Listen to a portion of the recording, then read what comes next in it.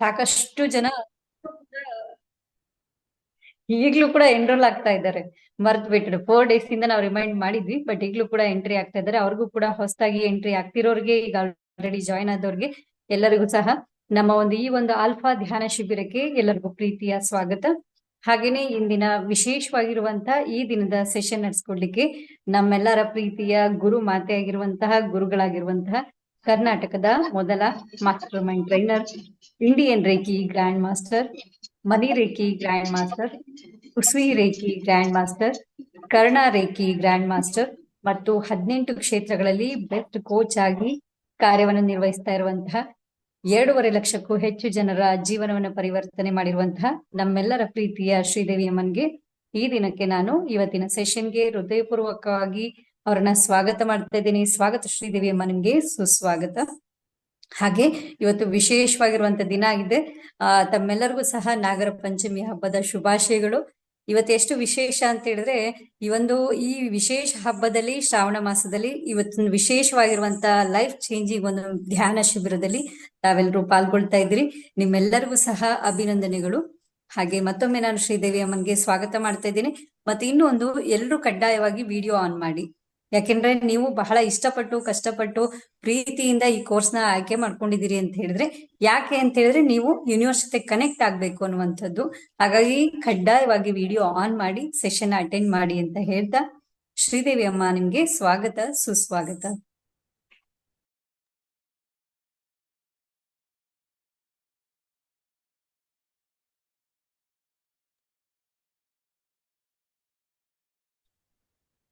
ಎಲ್ಲ ಆತ್ಮೀಯ ಬಾಂಧವರಿಗೂ ನನ್ನ ಶರಣಾರ್ಥಿ. ಜಗತ್ತಿನ ಸಕಲ ಚರಾಚರ ಜೀವರಾಶಿಗಳನ್ನ ಸಾಕಿ ಸಲುಹುತ್ತಿರುವ ಆ ಪರಮೇಶ್ವರನನ್ನ ಒಂದು ಕ್ಷಣಯನ್ನ ಹೃದಯ ಮಂದಿರದಲ್ಲಿ ಸ್ಮರಿಸಿಕೊಳ್ಳುತ್ತಾ, ಇವತ್ತಿನಿಂದ ಪ್ರಾರಂಭ ಆಗ್ತಾ ಇರುವಂತ ನಮ್ಮ 21 ದಿನಗಳ ಅಲ್ಫಾ ಮೆಡಿಟೇಷನ್ಗೆ ತಮ್ಮೆಲ್ಲರಿಗೂ ಸಮೇತ ನಮ್ಮ ನಿವೇದಿತಾ ಹೋಗಾ ಟ್ರೈನರ್ಸ್ ಅಕಾಡೆಮಿ ವತಿಯಿಂದ ನಾನು ಹಾರ್ದಿಕವಾದ ಸ್ವಾಗತ, ಸುಸ್ವಾಗತ, ಜೊತೆಗೆ ಒಂದು ಅಭಿನಂದನೆಗಳು. ಯಾಕಂದ್ರೆ ಈ ಹಿಂದೆ ಸುಮಾರು ನನ್ನ ಪ್ರಕಾರ 4 ವರ್ಷ ಆಗಿರ್ಬೋದು ಈ ರೀತಿ 21 ಡೇಸ್ ಕೋರ್ಸ್ ಅನ್ನ ಮಾಡಿ. ಒಂದು ಸಲ ಮಾತ್ರ ಮಾಡಿದ್ವಿ, ಅದು ವಾಕಿಂಗ್ ಮೆಡಿಟೇಷನ್ ಇತ್ತು. ಪ್ರತಿದಿನ ವಾಕಿಂಗ್ ಮೆಡಿಟೇಷನ್ ಮೇಲೆ ನಾವು ಫೋಕಸ್ ಮಾಡಿದೆವು. 21 ಡೇಸ್ ಕೋರ್ಸ್ ಅನ್ನ ಕೊಟ್ಟಿದ್ದೀವಿ. ಅದರ ನಂತರ ನೆಕ್ಸ್ಟ್ ಆಫರ್ ಬಂದಿರುವಂತದ್ದು ಇಲ್ಲಿ ಮಾತ್ರ. ಹಾಗಾಗಿ ಈ 21 ದಿನಗಳ ಕಾಲ ನಾನು ನಿಮ್ಗೆ ಏನೋ ಸೇವೆಯನ್ನ ಕೊಡ್ತಾ ಇದ್ದೀನಿ ಅನ್ನೋಕ್ಕಿಂತನೂ ನನ್ಗೆ ಫೀಲ್ ಆಗ್ಬೇಕು, ನಾನು ಏನೋ ಒಂದು ಮಾಡ್ತಾ ಇದ್ದೀನಿ, ಸಮಾಜಕ್ಕೆ ನನ್ಗೆ ಏನ್ ಬೇಕು ಆ ಕೊಡುಗೆಯನ್ನ ಕೊಡ್ತಾ ಇದ್ದೀನಿ ಅನ್ನುವಂತ ಒಂದು ಫೀಲಿಂಗ್ ಸಲುವಾಗಿ ಈ ಕಾರ್ಯವನ್ನ ಮಾಡ್ತಾ ಇದ್ದೀನಿ ನಾನು. ಹಾಗಾಗಿ ಇದರಲ್ಲಿ ಒಳಗ್ ಬಂದಿರುವಂತಹ ಪ್ರತಿಯೊಬ್ಬರಿಗೆ ಹೇಳೋದು ಏನು ಅಂದ್ರ, ನಿಮ್ಮ ಡೈರಿ ಮತ್ತು ಪೆನ್ ಅನ್ನ ನಿಮ್ಮ ಹತ್ರ ಕಂಪಲ್ಸರಿಯಾಗಿ ಇಟ್ಕೊಳ್ರಿ. ಫಸ್ಟ್. ಸೆಕೆಂಡು, ನಾಳೆಗೆ ಏನಾದ್ರೂ ವಿಶೇಷ ನಾನು ಮಾಡಿಸ್ತೀನಿ ಅಂದ್ರೆ ಇವತ್ತಿನ ದಿನಾನೇ ನಿಮ್ಗೆ ಹೇಳಿರ್ತೀವಿ ಏನ್ ಬೇಕು ನಾಳೆಗೆ ಅಂತ. ನಡುವೆ ಕೆಲವೊಂದು ಆಕ್ಟಿವಿಟಿಗಳನ್ನ ಮಾಡುವುದಿರುತ್ತೆ. ಏನಾದ್ರೂ ವಿಶೇಷತೆಗಳಿದ್ದಾಗ ನಾಳೆ ಅಂದಾಗ ಇವತ್ತು ಹೇಳ್ತೀನಿ, ಅವತ್ ಕ್ಲಾಸ್ ಮುಗಿದ ತಕ್ಷಣ ಆ ಮಟೀರಿಯಲ್ ಅನ್ನ ನಿಮ್ಮ ಹತ್ರ ಜೋಡಿಸ್ಕೊಂಡು ಇಟ್ಕೊಳ್ರಿ. ಯಾಕಂದ್ರೆ ಮೊದಲೇ ಪ್ಲಾನ್ ಮಾಡೋದಿದೆ ನೋಡ್ರಿ, ಅದು ಸಾಧ್ಯ ಇಲ್ಲ. ಯಾಕೆ ಸಾಧ್ಯ ಇಲ್ಲ ಅಂದ್ರೆ ಗೊತ್ತಲ್ಲ ನನ್ನ ಮೈಂಡ್ ಸೆಟ್ ನಿಮ್ಗೆ. ನಾನು ಯಾವಾಗ ಏನ್ ಪ್ಲಾನ್ ಮಾಡ್ತೀನಿ ನನ್ಗೆ ಗೊತ್ತಾಗೋದಿಲ್ಲ. ಹಾಗಾಗಿ ನಾನೊಂದು ಹೇಳ್ದೆ, ನೀವು ಅಂತಂದ್ರಿ, ಆಗ ಹೋಗೋ ಮಾತಲ್ಲ. ಹಾಗಾಗಿ ನಾಳೆ ಅಂದ್ರೆ ಇವತ್ತು ಹೇಳ್ತೀನಿ, ಅವತ್ತಿದ್ದೀನಿ ನೀವು ಸರಿಯಾಗಿ ಜೋಡಿಸ್ಕೊಂಡ್ರ ಈ ಒಂದು ಸೆಷನ್ ಇದೆ ನೋಡ್ರಿ, ಇದು 100% ಸಕ್ಸಸ್ ಆಗುತ್ತೆ. ಅದಾದ ನಂತರ ಇದ್ರ ಹಿಂದೆ ಇರುವಂತ ಒಂದು ಉದ್ದೇಶ ನಮ್ದು ಯಾವುದು ಅಂದ್ರೆ, ಒಂದು ನೆನಪು, ಒಳ್ಳೆ ನೆನಪು, ಮೆಮೊರಿ. ಈ ರೀತಿ ನಾವು ಒಂದು ಮೆಡಿಟೇಷನ್ ಮಾಡಿದ್ದೆವು. ಮುಂದಿನ ವರ್ಷ ಶ್ರಾವಣ ಬಂದಾಗ ನಮ್ಮ ಟೀಮ್ಲಿಂದ ಒಂದು ಮೆಡಿಟೇಷನ್ ಕ್ಯಾಂಪ್ ನಡೆದಿತ್ತು ಅನ್ನುವಂತ ಒಂದು ಭಾವ ನಿಮ್ಮ ಹತ್ರ ಬರ್ಲಿ ಅನ್ನುವಂತ ಉದ್ದೇಶಕ್ಕೆ ಬಹಳ ಒತ್ತಡಗಳ ಒಳಗೂ ಸಮೇತ ಈ ಕಾರ್ಯವನ್ನ ನಾನು ಕೈಗೆ ಎತ್ಕೊಂಡಿನಿ. ಮತ್ತೆ ಯಾವ್ದು ಕೈಗೆ ಎತ್ಕೊಂಡಿನಿ ನೋಡ್ರಿ, ಇವತ್ತಿನ ತನಕ ಮಾಡಿ ತೋರ್ಸಿನ, ಇದು ನನ್ನ ಸೀಕ್ರೆಟ್. ಸೊ ಹಾಗಾಗಿ ಅಂತಹ ಒಂದಿಷ್ಟು ವಿಭಿನ್ನತೆ, ವಿಶಿಷ್ಟತೆಗಳೊಂದಿಗೆ ಇವತ್ತಿನ ಕ್ಲಾಸ್ ಅನ್ನ ನಾವು ಶುರು ಮಾಡೋಣ ಅಂತೇಳಿ ಹೇಳ್ತಾ, ಇದೀಗ ನಾನು ನಿಮ್ಗೆ ಒಂದು ಪ್ರಶ್ನೆಯನ್ನ ಕೇಳ್ತೀನಿ. ಅದಕ್ಕೆ ನನ್ಗೆ ಚಾಟ್ ಬಾಕ್ಸ್ ನಲ್ಲಿ ಉತ್ತರ ಕೊಡ್ಬೇಕು. ಏನು ಅಂದ್ರ, ಯಾವ ಉದ್ದೇಶಕ್ಕೆ ಅಥವಾ ಯಾವ ಕಾರಣಕ್ಕಾಗಿ ನೀವು ಡಿಸೈಡ್ ಮಾಡಿದ್ರಿ ನಾನ್ 21 ಡೇಸ್ ಇಲ್ಲಿ ಸಮಯ ಕೊಡ್ಬೇಕು ಅಂತ ಒಂದು ವರ್ಡ್ ಅಲ್ಲಿ ಬರೀಬೇಕು ನೀವು. ಯಾಕೆ ತಲೆಯಾಗಿ ತಗೊಂಡ್ರಿ 21 ದಿನ ನಾನು ತಗೋಬೇಕು ಅಂತ? ಆಲ್ರೆಡಿ ಕೆಲವರು ಲೆವೆಲ್ 2 ನಲ್ಲಿ ಇದ್ದೀರಿ. ನೀಲಾ ಮ್ಯಾಮ್ ಹೇಳ್ತಾರ ಹೆಲ್ತ್ ಮತ್ತೆ ವೆಲ್ತ್ ಸಲುವಾಗಿ, ವೀಣಾ ಕುಮಾರಿ ಹೇಳ್ತಾರೆ ಸಕ್ಸಸ್ ಸಲುವಾಗಿ, ಸಂಕಲ್ಪ ಸಿದ್ಧಿಗಾಗಿ, ಟೆನ್ಷನ್ ಫ್ರೀ ಆಗೋದಕ್ಕೆ. ಎಸ್, ಶಶಿಕಲಾ ಮ್ಯಾಮ್ ಧ್ಯಾನ ಸಲುವಾಗಿ ಮಗಳ ಮದುವೆ ಕಡಿತ. ಮೌನ, ರಾಜೇಶ್ವರಿ ಮೇಡಮ್ ಹೇಳ್ತಾರೆ ಮೌನವಾಗಿರೋದಕ್ಕೆ ಒಂದಿಷ್ಟು ನನಗೆ ನಾನು ಸಮಯ ಕೊಡ್ಬೇಕು ಅಂತೇಳಿ, ಏನಾದ್ರೂ ಸಾಧನೆ ಮಾಡ್ಬೇಕಂತೇಳಿ. ಪುಷ್ಪಲತಾ, ಸಾಕಷ್ಟು ಮೆಸೇಜ್ ಬರ್ತಾ ಇವೆ, ನಾನು ಆದಷ್ಟು ಕವರ್ ಮಾಡ್ತೀನಿ. ಎಸ್, ಮುಕ್ತಾ ಮ್ಯಾಮ್, ಓಕೆ, ಎಸ್. ವಾಣಿ ಅವ್ರು ಹೇಳ್ತಾರ ಹೆಲ್ತ್ ಸಲುವಾಗಿ. ಮಂಜುನಾಥ್ ರೆಡ್ಡಿ ಸರ್ ಹೇಳ್ತಾರ ನನ್ನ ಬಿಸ್ನೆಸ್ ಸಲುವಾಗಿ. ಆನಂತರ ಶ್ರೀಮಂತಿನಿ ಹೇಳ್ತಾರ ಇಂಪ್ರೂವ್ಮೆಂಟ್ ಆಗೋದಕ್ಕೆ. ನಿರಂತರ ಶಾರದಾಂಬ ಅಮ್ಮ ಹೇಳ್ತಾರೆ ನಿರಂತರವಾಗಿ ಏನಾದ್ರೂ ಒಂದ್ ಮಾಡೋದಕ್ಕೆ. ಕೋಪ ಕಡಿಮೆ ಮಾಡ್ಕೊಳ್ಳೋದಕ್ಕೆ Anjali, okay. Nandini full positive thoughts ಮತ್ತೆ ಪೀಸ್ ಆಫ್ ಮೈಂಡ್ ಸಲುವಾಗಿ. Yes yes. ಸೊ ಪ್ರತಿಯೊಬ್ಬರ ಉದ್ದೇಶ ಏನಿದೆ ನೋಡ್ರಿ, ಅದರಲ್ಲಿ ನನಗೆ 2 ಕಾಣ್ತಾ ಇದೆ. ಒಂದು, ನಿಮ್ಮೊಳಗೆ ಯಾವುದೋ ಒಂದು ಸಂಕಲ್ಪ ಇದೆ, ಆ ಸಂಕಲ್ಪವನ್ನ ಸಿದ್ಧಿ ಮಾಡ್ಕೊಳ್ಳೋದಕ್ಕೆ ನಿಮ್ಗೆ ಇದು ಒಂದು ಅವಕಾಶ ಇದೆ ಅನ್ನುವಂಥದ್ದು ಒಂದು ನಿಮ್ಮ ಹತ್ರ ಬಂದಿರ್ಬೋದು, ಒಂದು ಸಂಕಲ್ಪ ಸಿದ್ಧಿ. ಅದಾದ ನಂತರ 2ನೇದು, ನಿಮ್ಮನ್ನ ನೀವು ಕಂಟ್ರೋಲ್ ಮಾಡ್ಕೊಳ್ಳೋದಕ್ಕೆ. ನಿಮ್ಗೆ ನಿಮ್ಮ ದೋಷ ಗೊತ್ತಿದೆ, ಏನಿದೆ ಏನಿಲ್ಲ ಅಂತ. ಅರ್ಥ ಆಗ್ತಾ ಇದೆ? ಕಮಿ ಕಮ್ಜೋರಿ ಅಂತಾರೆ ಹಿಂದಿಯೊಳಗ. ನಿಮ್ಮ ಕಮಿ ಕಮ್ಜೋರಿ ನಿಮ್ಗೆ ಗೊತ್ತಿದೆ, ಅದರಿಂದ ಹೊರಗೆ ಬರ್ತೀನಿ ಅನ್ನುವಂತ ಒಂದು ವಿಶ್ವಾಸದೊಂದಿಗೆ ನೀವು ಇದರಲ್ಲಿ ಜಾಯಿನ್ ಆಗಿದ್ದೀರಿ. ಮತ್ತೆ ನಿಮ್ಮ ವಿಶ್ವಾಸ ಇದೆ ನೋಡ್ರಿ, ನಾವು ಉಳಿಸ್ಕೊಳ್ತೀವಿ. ಇದ್ರಲ್ಲಿ ಏನು 2 ಮಾತಿಲ್ಲ. ಹಾ, ಎಸ್. ಹಾಗಾಗಿ ಈ ಒಂದು 21 ಡೇಸ್ ಕೋರ್ಸ್ ನ ಒಂದಿಷ್ಟು ಸಿದ್ಧತೆಗಳಲ್ಲಿ ನಮ್ಗೆ ನಿಮ್ಮೆಲ್ಲರಿಗೂ ಗೊತ್ತಿರ್ಬೋದು, ನಾವು 2 ಪ್ರಕಾರದ ಸಿದ್ಧತೆಯನ್ನ ಮಾಡ್ತೀವಿ ಯಾವುದೇ ಕೋರ್ಸ್ ಇದ್ದಾಗ್ಲೂ ಸಮೇತ. 1ನೇದ ಸಿದ್ಧತೆ ಮಾಡ್ತೀವಿ ಆಂತರಿಕ ಸಿದ್ಧತೆ ಅಂತ, ನಿಮ್ಮೆಲ್ಲರಿಗೂ ಗೊತ್ತಿದೆ. ರೇಖಿ ಲೆವೆಲ್ 2 ನಲ್ಲಿ, ಗ್ರ್ಯಾಂಡ್ ಮಾಸ್ಟರ್ ನಲ್ಲಿ ಯಾರ್ಯಾರಿದ್ರಿ ಎಲ್ಲರಿಗೂ ಗೊತ್ತಿದೆ. 1ನೇದು ಬರುತ್ತೆ ಆಂತರಿಕ ಸಿದ್ಧತೆ. ಆಂತರಿಕ ಸಿದ್ಧತೆಯಲ್ಲಿ ಬರುತ್ತೆ, ನಾನು ಸಮಯಕ್ಕೆ ಸರಿಯಾಗಿ ಜಾಯಿನ್ ಆಗ್ಬೇಕು, ಆಕ್ಟಿವಿಟಿಗಳನ್ನ ಮಾಡ್ಬೇಕು, ಮೆಡಿಟೇಷನ್ ಮಾಡ್ಬೇಕು, ಏನ್ ಹೇಳ್ತಾರ ಎಲ್ಲಾನು ಮಾಡ್ಬೇಕು, ಇಲ್ಲಿ ಟೈಮ್ ಕೊಡ್ಬೇಕು, 1 ದಿನಾನು ತಪ್ಪಬಾರ್ದು, ಇದೆಲ್ಲ ಆಂತರಿಕ. ಅದಾದ ನಂತರ 2ನೇದು ನಿಮ್ಮೆಲ್ಲರಿಗೂ ಗೊತ್ತಿರೋದು ಬಾಹ್ಯ ಸಿದ್ಧತೆಯಲ್ಲಿ ಡೈರಿ ಇರಬೇಕು, ಪೆನ್ ಇರಬೇಕು, 1 ಗ್ಲಾಸ್ ನೀರ್ ಇರಬೇಕು, ದೀಪ ಇರಬೇಕು. ಇದೆಲ್ಲ ನಮ್ಮ ಆಂತರಿಕ ಸಿದ್ಧತೆಯಲ್ಲಿ ನಾವು ಮತ್ತೆ ಅದನ್ನ ತಗೊಂಡ್ ಬರ್ತೀವಿ. ಸೊ ಹಾಗಾಗಿ 2 ಲೆವೆಲ್ಗಳನ್ನ ಕಂಪ್ಲೀಟ್ ಮಾಡೋದಕ್ಕಾಗಿ ನಮ್ಮ ಈ ಧ್ಯಾನ ಶಿಬಿರ ಇದೆ ನೋಡ್ರಿ, ಅದು ನಿಮ್ಗೆ ಬಹಳಷ್ಟು ಸಪೋರ್ಟ್ ಮಾಡುತ್ತೆ. ಸೊ ಇವತ್ತು ನಾವು ಒಂದಿಷ್ಟು ಬೇಸಿಕ್ ಕಡೆಗೆ ಹೋಗೋಣ. ಇವತ್ತು ನಾವು ಯಾಕೆ ಮೈಂಡ್ ಪವರ್ದವ್ರಿಗೆ ಕರ್ಸಿವಿ ಅಂದ್ರೆ ನೋಡ್ರಿ, ಬ್ರಹ್ಮಾಂಡ ಹೆಂಗ್ ಸಪೋರ್ಟ್ ಮಾಡುತ್ತೆ ಅಂತ. ಅಲ್ಲಿನೂ ಮೆಡಿಟೇಷನ್ ಮಾಸ್ಟರ್ನೇ ಇದೆ, ಇಲ್ಲಿನೂ ಮೆಡಿಟೇಷನ್ ಬಗ್ಗೆನೇ ಹೇಳ್ಬೇಕಿತ್ತು. ನಾನು ಯೋಚನೆ ಮಾಡ್ದ, ಇಬ್ರಿಬ್ರಿಗೆ 2 ಸಲ ಹೇಳಿದ್ರ ನಿಮ್ಗೆ ಗೊತ್ತಲ್ಲ, 1 2 ಸಲ ಹೇಳೋದಿಲ್ಲ, 2 ಬೇರೆ ಬೇರೆನೆ ಹೇಳ್ತಾ ಇರ್ತೀವಿ. ಹಾಗಾಗಿ ಇಲ್ಲಿ ಮತ್ತೆ ಕನ್ಫ್ಯೂಷನ್ ಆಗ್ಬಾರ್ದು ಅಂತ ಅವರಿಗೂ ಸಮೇತ ಇದೇ ಲಿಂಕ್ ಅನ್ನ ನಾವು ಕೊಟ್ಟಿವಿ, ಇಬ್ರಿಗೂ ಹೆಲ್ಪ್ ಆಗ್ಲಿ ಅಂತ.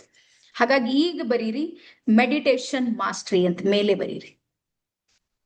ಡೈರಿಯನ್ನ ಮತ್ತೆ ಪೆನ್ ಅನ್ನ ತಗೊಳ್ರಿ. ಡೇ 1 ಅಂತ ಹಾಕ್ರಿ, 1ನೇ ದಿನ. ಮೆಡಿಟೇಷನ್ ಮಾಸ್ಟ್ರಿಯಲ್ಲಿ ಬ್ರಾಕೆಟ್ ನಲ್ಲಿ ಬರೀರಿ ಅಲ್ಫಾ ಮೆಡಿಟೇಷನ್.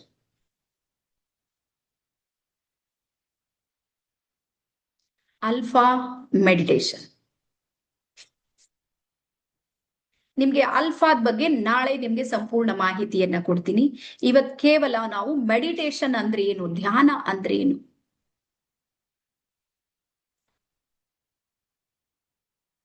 ಧ್ಯಾನ ಅಂದ್ರೆ ಏನು, ಮೆಡಿಟೇಷನ್ ಅಂದ್ರೆ ಏನು, ಯಾವ್ದಕ್ಕೆ ನಾವು ಮೆಡಿಟೇಷನ್ ಅಂತ ಕರಿಬೇಕು. ಯಾರ್ಯಾರಿಗೆ ಅನಿಸುತ್ತೆ ಮೆಡಿಟೇಷನ್ ಅಂದ್ರೆ ಗೊತ್ತಿಲ್ಲ ಅನ್ನೋರು ಸ್ವಲ್ಪ ಹಿಂಗ್ ಕೈ ಮಾಡ್ರಿ. ಮೆಡಿಟೇಷನ್ ಅಂದ್ರೆ ಸೈಂಟಿಫಿಕ್ ಆಗಿ ನಮ್ಗೆ ಗೊತ್ತಿಲ್ಲ. ಮೆಡಿಟೇಷನ್ ಅಂದ್ರೆ ಕಣ್ ಮುಚ್ಚಿ ಕೂಡೋದು, ಉಸಿರಿನ ಮೇಲೆ ನಾವು ಸ್ವಲ್ಪ ಧ್ಯಾನ ಇಡೋದು, ಇದಕ್ಕೆ ನಾವು ಮೆಡಿಟೇಷನ್ ಅಂತ ತಿಳ್ಕೊಂಡಿವಿ. ಅದು ಮೆಡಿಟೇಷನ್ ಅಲ್ಲ, ಬರ್ಕೊಡ್ರಿ. ವರ್ತಮಾನ ಕಾಲದಲ್ಲಿರೋದೇ ಧ್ಯಾನ ಅಂತ, ಪ್ರೆಸೆಂಟ್ ಅಲ್ಲಿರೋದು. ಮನುಷ್ಯನಿಗೆ ಎಲ್ಲಕ್ಕಿಂತ ಹೆಚ್ಚು ಕಷ್ಟಕರವಾಗಿರುವಂತದ್ದು ಯಾವುದಿದೆ ಅಂದ್ರೆ ಪ್ರೆಸೆಂಟ್ ಟೆನ್ಸ್ ನಲ್ಲಿ ಇರೋದು. ವರ್ತಮಾನ ಕಾಲದಲ್ಲಿ ಇರೋದೇ ನಮ್ ಕಷ್ಟದ ಕೆಲಸ ಇದೆ.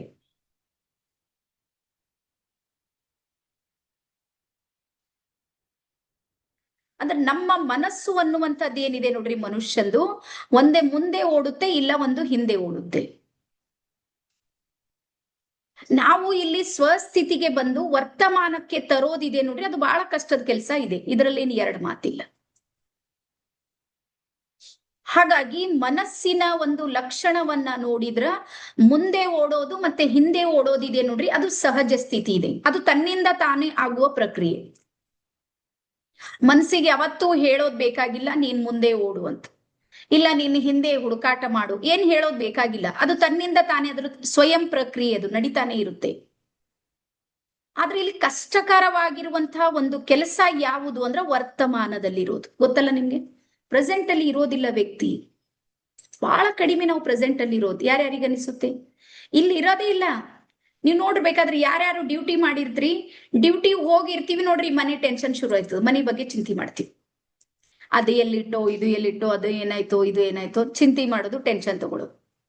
ಮನೆಗ್ ಬಂದ್ಮೇಲೆ ಮನೆಯದಾಗಿರ್ತೀವಿ, ಇಲ್ಲ ಈಗ ಡ್ಯೂಟಿ ಟೆನ್ಷನ್ ಮಾಡ್ಕೋತೀವಿ, ನಾಳೆ ಅದು ಕೆಲಸ ಇದೆ, ಇದು ಕೆಲಸ ಇದೆ. ಅಂದ್ರೆ ಇದ್ರ ಅರ್ಥ ಏನು ಅಂದ್ರ, ನಾವ್ ಎಲ್ಲಿ ಇದ್ದೀವಿ ನೋಡ್ರಿ ಅಲ್ಲಿ ಇರೋದಿಲ್ಲ. ಇದು ಮನುಷ್ಯನ ಮನಸ್ಸಿನ ಮೂಲ ಲಕ್ಷಣ.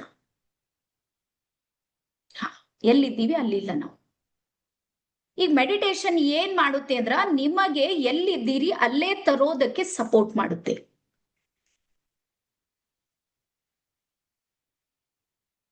ಇದು ಧ್ಯಾನ. ಈಗ ನಮ್ಮ ಮನಸ್ಸು ವರ್ತಮಾನ ಕಾಲದಲ್ಲಿರುವಂತ ಕೆಲವೊಂದು ಪ್ರಕ್ರಿಯೆಗಳನ್ನ ನಿಮ್ಗೆ ಹೇಳ್ತೀನಿ ಒಂದೊಂದಾಗಿ. ನಿಮ್ಗೆ ಅದು ಹೇಳಿದ್ಮೇಲೆ ಗೊತ್ತಾಗುತ್ತೆ, ಎಸ್ ಇದು ಕರೆಕ್ಟ್ ಇದೆ ಅಂತ. ಮೊದಲನೇದು ಬರುತ್ತೆ, ಕಣ್ ಮುಚ್ಚಿ ನಾವು ಮೆಡಿಟೇಷನ್ ಮಾಡ್ತೀವಿ ನೋಡಿ, ಸ್ಪೆಷಲಿ ಗೈಡೆಡ್ ಮೆಡಿಟೇಷನ್. ವರ್ತಮಾನ ಕಾಲದಲ್ಲಿ ಬರುವುದಕ್ಕೆ ಇರುವಂತ ಈಸಿ ಆಗಿರುವ ಪ್ರಕ್ರಿಯೆ ಯಾವುದು ಅಂದ್ರೆ ಗೈಡೆಡ್ ಮೆಡಿಟೇಷನ್. ಗೈಡೆಡ್ ಅಂದ್ರೆ ಯಾರೋ ಒಬ್ರು ಗೈಡ್ ಮಾಡ್ತಿರ್ತಾರ, ನೀವು ಆ ವರ್ಡ್ಸ್ ಗಳ ಜೊತೆಗೆ ಹೋಗ್ತಾ ಇರ್ತೀರ, ಹರಿತಾ ಇರುತ್ತೆ ನಿಮ್ಮ ಮನಸ್ಸು. ಈಗ ನಾನ್ ಶರೀರದಿಂದ ಹೊರಗ್ ಬರ್ರಿ ಅಂತ ಹೇಳ್ತೀನಿ, ನೀವು ಹೊರಗ್ ಬಂದಿರ್ತೀರಿ ಅಂದ್ರೆ ನೀವೇನ್ ಮಾಡ್ತೀರಿ, ಅಲ್ಲಿ ಗೈಡೆಡ್ ನಡೀತಾ ಇರುತ್ತೆ. ಒಂದು ಯಾವುದೇ ಪ್ರಕಾರದ ಧ್ಯಾನ. ಇನ್ನೊಂದು ಬರುತ್ತೆ, ನೀವು ಗೈಡೆಡ್ ಇರೋದಿಲ್ಲ, ಓನ್ಲಿ ಮ್ಯೂಸಿಕ್ ಮೆಡಿಟೇಷನ್ ಗಳು ಇರುತ್ತೆ. ಗೊತ್ತಲ್ಲ ನಿಮ್ಗೆ? ಕೆಲವೊಂದು ಮ್ಯೂಸಿಕ್ ಗಳನ್ನ ಹಾಕ್ತಾರೆ, ಆ ಕಡೆ ಸಂಗೀತ ನಡೀತಾ ಇರುತ್ತೆ. ಆ ಸಂಗೀತವನ್ನ ಆಲಿಸ್ತಾ ಆಲಿಸ್ತಾ ಆಲಿಸ್ತಾ ಅಲ್ಫಾ ಲೆವೆಲ್ಗೆ ಹೋಗ್ಬಿಡ್ತೀವಿ ನಾವು. ಎರಡನೇ ಧ್ಯಾನದಲ್ಲಿನೇ ಎರಡನೇ ಹಂತ ಬರುತ್ತೆ, ಸಂಗೀತ ಆಲಿಸುವಿಕೆ.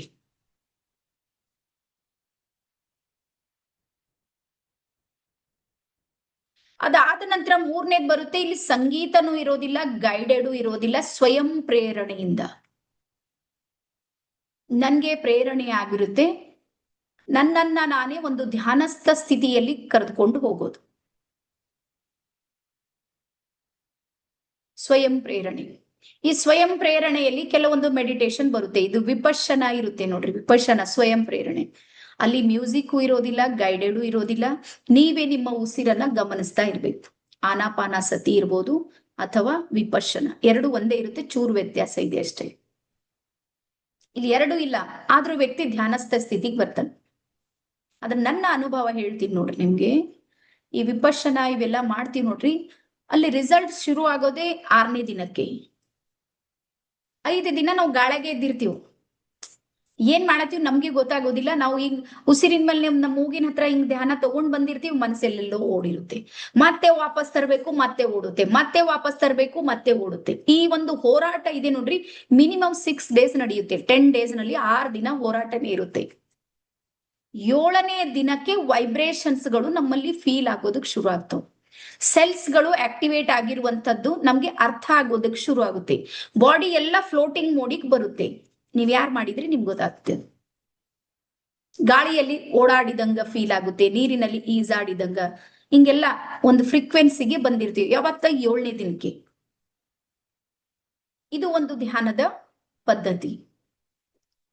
ಈಗ ಅಂಥದ್ರಲ್ಲಿ ನಾವು ಯಾವ ಮೆಡಿಟೇಷನ್ ಅನ್ನ ಮಾಡ್ಬೇಕು? ಏನ್ ಸ್ವಯಂ ಪ್ರೇರಣೆ ಮಾಡ್ಬೇಕಾ, ಅಥವಾ ಗೈಡೆಡ್ ಮಾಡ್ಬೇಕಾ, ಅಥವಾ ಸಂಗೀತದ್ ಮಾಡ್ಬೇಕಾ?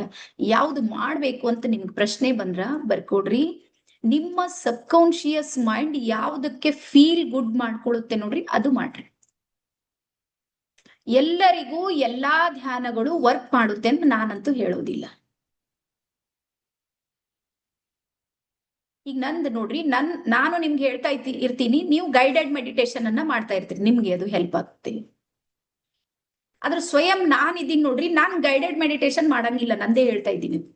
ನನ್ ಗೈಡೆಡ್ ಅಷ್ಟಿದು ಆಗೋದಿಲ್ಲ. ನಾನು ಸಂಗೀತ ಮೆಡಿಟೇಷನ್ ಮಾಡ್ತೀನಿ, ಯಾವುದೋ ಒಂದು ಮ್ಯೂಸಿಕ್ ಅನ್ನ ಹಾಕ್ತೀನಿ, ಅದ್ರ ಜೊತೆಗೆ ನಾನು ನಡೀತಾ ಇರ್ತೀನಿ. ಅಂದ್ರೆ ನನ್ಗದು ಫೀಲ್ ಗುಡ್ ಇದೆ. ನಂಗೆ ಸಂಗೀತ ಮೆಡಿಟೇಷನ್ ನನಗೆ ಫೀಲ್ ಗುಡ್ ಇದೆ. ಸೇಮ್ ಅದೇ ರೀತಿ ನಿಮ್ಗೆ ಗೈಡೆಡ್ ಮೆಡಿಟೇಷನ್ ಫೀಲ್ ಗುಡ್ ಇದೆ. ಅದ್ರಲ್ಲಿ ನಿಮ್ಗೆ ಯಾವ್ದು ಫೀಲಿಂಗ್ ಬರುತ್ತೆ ನೋಡ್ರಿ, ಬರ್ಕೋರಿ, ಅದೇ ಹೀಲಿಂಗ್ ಮಾಡುತ್ತೆ ನಿಮ್ಗೆ. ವಿದೌಟ್ ಫೀಲಿಂಗ್ ಹೀಲಿಂಗ್ ಇಲ್ಲ.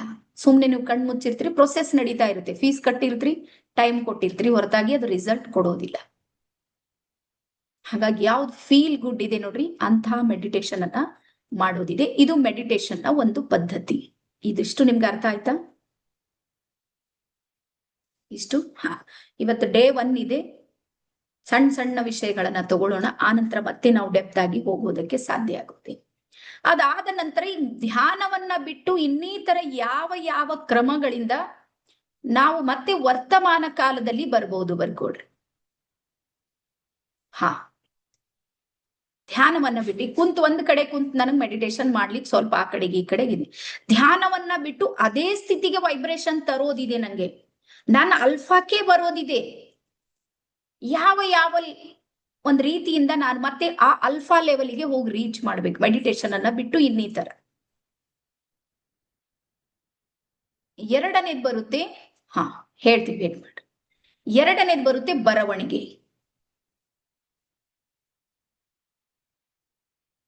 ನಮ್ಮ ಅಫರ್ಮೇಶನ್ಸು ಮತ್ತೆ ಗ್ರಾಟಿಟ್ಯೂಡ್ ಇದೆ ನೋಡ್ರಿ, ಅವು ಧ್ಯಾನದ ಒಂದು ಪದ್ಧತಿಗಳು.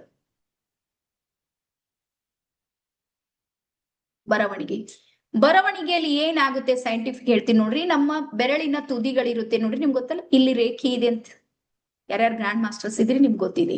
ಇಲ್ಲಿ ರೇಖಿ ಪವರ್ ಇರುತ್ತೆ, ಎನರ್ಜಿ ಇರುತ್ತೆ. ಇಡೀ ಶರೀರದ ಎಲ್ಲಕ್ಕಿಂತ ಹೆಚ್ಚು ವೈಬ್ರೇಷನ್ ಮತ್ತು ಫ್ರೀಕ್ವೆನ್ಸಿ ಆಗೋದು ಎಲ್ಲಿ ಅಂದ್ರ ಬೆರಳಿನ ತುದಿಯಲ್ಲಿ, ಲಾಸ್ಟ್ ಟಿಪ್ಗಳಲ್ಲಿ. ಹಾಗಾಗಿ ಯಾವಾಗ ನಾವು ಪೆನ್ ಅನ್ನ ಈ ರೀತಿ ಹಿಡಿತಾ ಇರ್ತೀವಿ ನೋಡ್ರಿ, ಇದು ನೇರವಾಗಿ ನಮ್ಮ ಸಬ್ಕಾನ್ಶಿಯಸ್ ಮೈಂಡ್ಗೆ ಕನೆಕ್ಟ್ ಇರುತ್ತೆ. ಹಾಗಾಗಿ ಬರವಣಿಗೆಯ ಸಂದರ್ಭದಲ್ಲಿ ನಿಮಗೆ ಏಕಾಗ್ರತೆ ದಕ್ಕುತ್ತೆ, ಸಿಗುತ್ತೆ ನಿಮ್ಗೆ ಏಕಾಗ್ರತೆ. ಮನಸ್ಸು ಓಡೋದಿಲ್ಲ ಆ ಕಡೆ ಈ ಕಡೆ. ನೀವು ಬೇಕಾದ್ರೂ ನೋಡ್ರಿ, ನಾನು ಯಾವ್ದಾದ್ರು ಒಂದ್ ಶಬ್ದ ಆ ಕಡೆ ಈ ಕಡೆ ಮಾಡಿದ್ರೆ ಆ ತಕ್ಷಣಕ್ಕೆ ನೀವು ಮೆಸೇಜ್ ಹಾಕ್ತೀರಿ, ಇನ್ನೊಂದ್ಸಲ ಹೇಳ್ರಿ, ಇನ್ನೊಂದ್ಸಲ. ಅಂದ್ರೆ ನೀವ್ ಏಕಾಗ್ರತೆ ಇತ್ತು ನಿಮ್ಗಂತ ಅರ್ಥ. ನೀವ್ ಏಕಾಗ್ರತೆ ಇದ್ದಾಗ್ಲೇ ಆ ಫೀಲಿಂಗ್ ಇರುತ್ತೆ, ನಿಮ್ಗೆ ಬರುತ್ತೆ. ಹಾಗಾಗಿ ಬರವಣಿಗೆ ಇದೆ ನೋಡ್ರಿ, ಅದು ಒಂದು ಧ್ಯಾನಸ್ಥ ಸ್ಥಿತಿ. ಹಾಗೆ ಇದು ಅಫರ್ಮೇಶನ್, ಗ್ರಾಟಿಟ್ಯೂಡು, ಆಮೇಲೆ ಜಪ, ಕೌಂಟ್ ಮಾಡೋದಿರುತ್ತೆ ನೋಡಿ, ಕೌಂಟರ್ ತಗೊಂಡು, ಅವು ಧ್ಯಾನದ ಒಂದಿಷ್ಟು ಪ್ರಕ್ರಿಯೆಗಳು. ಮತ್ತೆ ಇಲ್ಲಿ ಬರ್ಕೋರಿ, ಒಂದು ಉದ್ದೇಶ ಪೂರ್ವಕವಾದ ಕಾರ್ಯ ನಡೀತಾ ಇರುತ್ತೆ. ಇಲ್ಲಿ ಗಾಳಿಯಲ್ಲಿ ಏನು ಮಾಡೋದಿಲ್ಲ, ಸುಮ್ನೆ ಏನು ಬರಿ ಅಂದರ್ ಮೇಡಮ್ ಧ್ಯಾನ ಆಗುತ್ತೆ ಅಂತ ಸುಮ್ನೆ ಏನು ಬರಿತೀನಿ, ಆಗೋದಿಲ್ಲ. ಉದ್ದೇಶ ಪೂರ್ವಕವಾಗಿ ಬರಿತಾ ಇರ್ತೀವಿ ನಾವು, ನಮ್ ಬರವಣಿಗೆ ನಡೆಯುತ್ತೆ.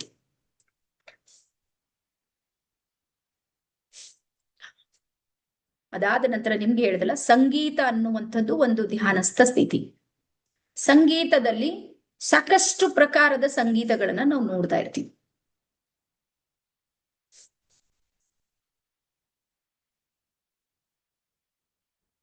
ಈ ಕರ್ನಾಟಿಕ್ ಸಂಗೀತ, ಹಿಂದೂಸ್ತಾನಿ ಸಂಗೀತ, ಇವೆಲ್ಲ ಬೇರೆ ಬೇರೆ ಭಾಗಗಳಲ್ಲಿ ನಾವು ನೋಡ್ತೀವಿ. ನೀವು ಸಂಗೀತವನ್ನ ಆಲಿಸುವಂತಹ ಪ್ರಕ್ರಿಯೆಯಲ್ಲೂ ಧ್ಯಾನಸ್ಥ ಸ್ಥಿತಿಗೆ ಹೋಗಿರ್ತೀರಿ. ನೀವೇ ಸಂಗೀತವನ್ನ ಅಂದ್ರೆ ನೀವೇ ಹಾಡ್ತಾ ಇದ್ದೀರಿ ಅಂದ್ರೂ ಧ್ಯಾನಸ್ಥ ಸ್ಥಿತಿಗೆ ಇದ್ದಿರ್ತೀರಿ. ಎರಡು ಲಾಭಗಳಿವೆ, ಒಂದ್ ಕೇಳೋದ್ರಿಂದನೂ ಮಾಡೋದ್ರಿಂದನೂ, ಎರಡು ಪ್ರಕಾರದ. ಕೆಲವರು ಸಂಗೀತಗಾರರು ಇದ್ದಿರ್ತಾರೆ, ಖಾಲಿ ಟೈಮಿಗೆ ಕೇಳ್ರ ಅವ್ರಿಗೆ ಒಂದ್ ಮಾತಾಡ್ಲಿಕ್ಕೆ ಬರೋದಿಲ್ಲ ಅವ್ರಿಗೆ ಪಾಪ. ನೀವ್ ಅಂತವ್ರಿಗೆ ನೋಡ್ರಿ, ಹೊಟ್ಟೆ ಮಾತಾಡ್ಲಿಕ್ಕೆ ಬರೋದ, ಒಂದ್ ಸಲ ಸ್ಟೇಜಿಗೆ ಹೋಗಿ ಕುಂತ್ರ ಅಂತ ತಿಳ್ಕೊರ್, ಮುಗಿತವ್ರು ಎಲ್ಲರಿಗೂ ಮಂತ್ರ ಮುಗ್ಧ ಮಾಡ್ಬಿಡ್ತಾರೆ. ಸೌಂಡ್ ಇಲ್ಲ, ನಂದು ಸೌಂಡ್ ಕೇಳ್ತಾ ಇದೆ ಎಲ್ಲರಿಗೂ? ನಾನು 100 ಮೇಲೆ ಇಟ್ಟೀನಿ, 100 ಇದೆ, ನಂದು ಕರೆಕ್ಟ್ ಇದೆ. ಒಂದ್ ವೇಳೆ ಯಾರಿಗಾದ್ರೂ ಬರ್ತಾ ಇಲ್ಲ ಅಂದ್ರೆ ತಲೆ ಕೆಡ್ಸ್ಕೊಬೇಡ್ರಿ, ಒಂದ್ಸಲ ಲೆಫ್ಟ್ ಆಗಿ ಹೊರಗೋಗಿ ಮತ್ತೆ ಒಳಗ್ ಬರ್ರಿ. ಬರುತ್ತೆ, ಒಂದ್ಸಲ ಆಗುತ್ತೆ, ಆಗೋದಿಲ್ಲ ಅಂತೇನಿಲ್ಲ. ಆಗ್ಬೋದು, ಕಟ್ ನಿಮ್ಮ ನೆಟ್ವರ್ಕ್ ಸರಿ ಇರ್ಲಿಲ್ಲ ಅಂದ್ರೆ ಆಗುತ್ತೆ ನೋಡ್ರಿ. ಇಲ್ಲಿ ನನ್ ಕಟ್ ಆಯ್ತಲ್ಲ, ನೀವೆಲ್ಲಾ ಸ್ಟಕ್ ಆಗಿ ಕುಂತಿರ್ತೀರಿ ನೋಡಿ, ನನ್ಗೆ ಗೊತ್ತಾಗುತ್ತೆ ನಂದೇ ಗಡಬಡದ ಅಂತ. ನನ್ ಕಂಡು ಹಿಡ್ದೀನಿ, ಇದು ಒಂದು ಹೊಸ ಪದ್ಧತಿ. ಈಗ ವಿಜಯ್ ಮೇಡಮ್ ಇದಾರೆ, ಶಶಿ ಮೇಡಮ್ ಇದಾರೆ, ಅವ್ರು ಅಲ್ಗಾಡೋದೇ ಇಲ್ಲ, ಹಿಂಗ್ ಸ್ಟಕ್ ಆಗಿ ಕುಂತಿರ್ತಾರೆ. ನಮ್ಗೆ ಗೊತ್ತಾಗುತ್ತೆ ನಮ್ ಗಾಡಿ ಠೀಕ್ ಇಲ್ಲ. ಅವಾಗ ನನ್ನ ನೆಟ್ವರ್ಕ್ ಅನ್ನ ಕರೆಕ್ಟ್ ಆಗಿ ಸರಿಯಾಗಿ ಸೆಟ್ ಮಾಡ್ಕೋತೀನಿ 2-3 ನಿಮಿಷದಲ್ಲಿ. ಈಗ ಎಲ್ಲರೂ ಅಲ್ಗಾಡ್ತಾ ಇದ್ದೀರಿ, ತೂಗಾಡ್ತಾ ಇದ್ದೀರಿ, ನನ್ಗೆ ಗೊತ್ತಿದೆ ನನ್ನ ನೆಟ್ವರ್ಕ್ ಕರೆಕ್ಟ್ ಇದೆ. ಎಸ್, ಗೊತ್ತಾಯ್ತಾ? ಸಂಗೀತದಲ್ಲಿ ಬೇರೆ ಬೇರೆವೆಲ್ಲ ಬರುತ್ತೆ.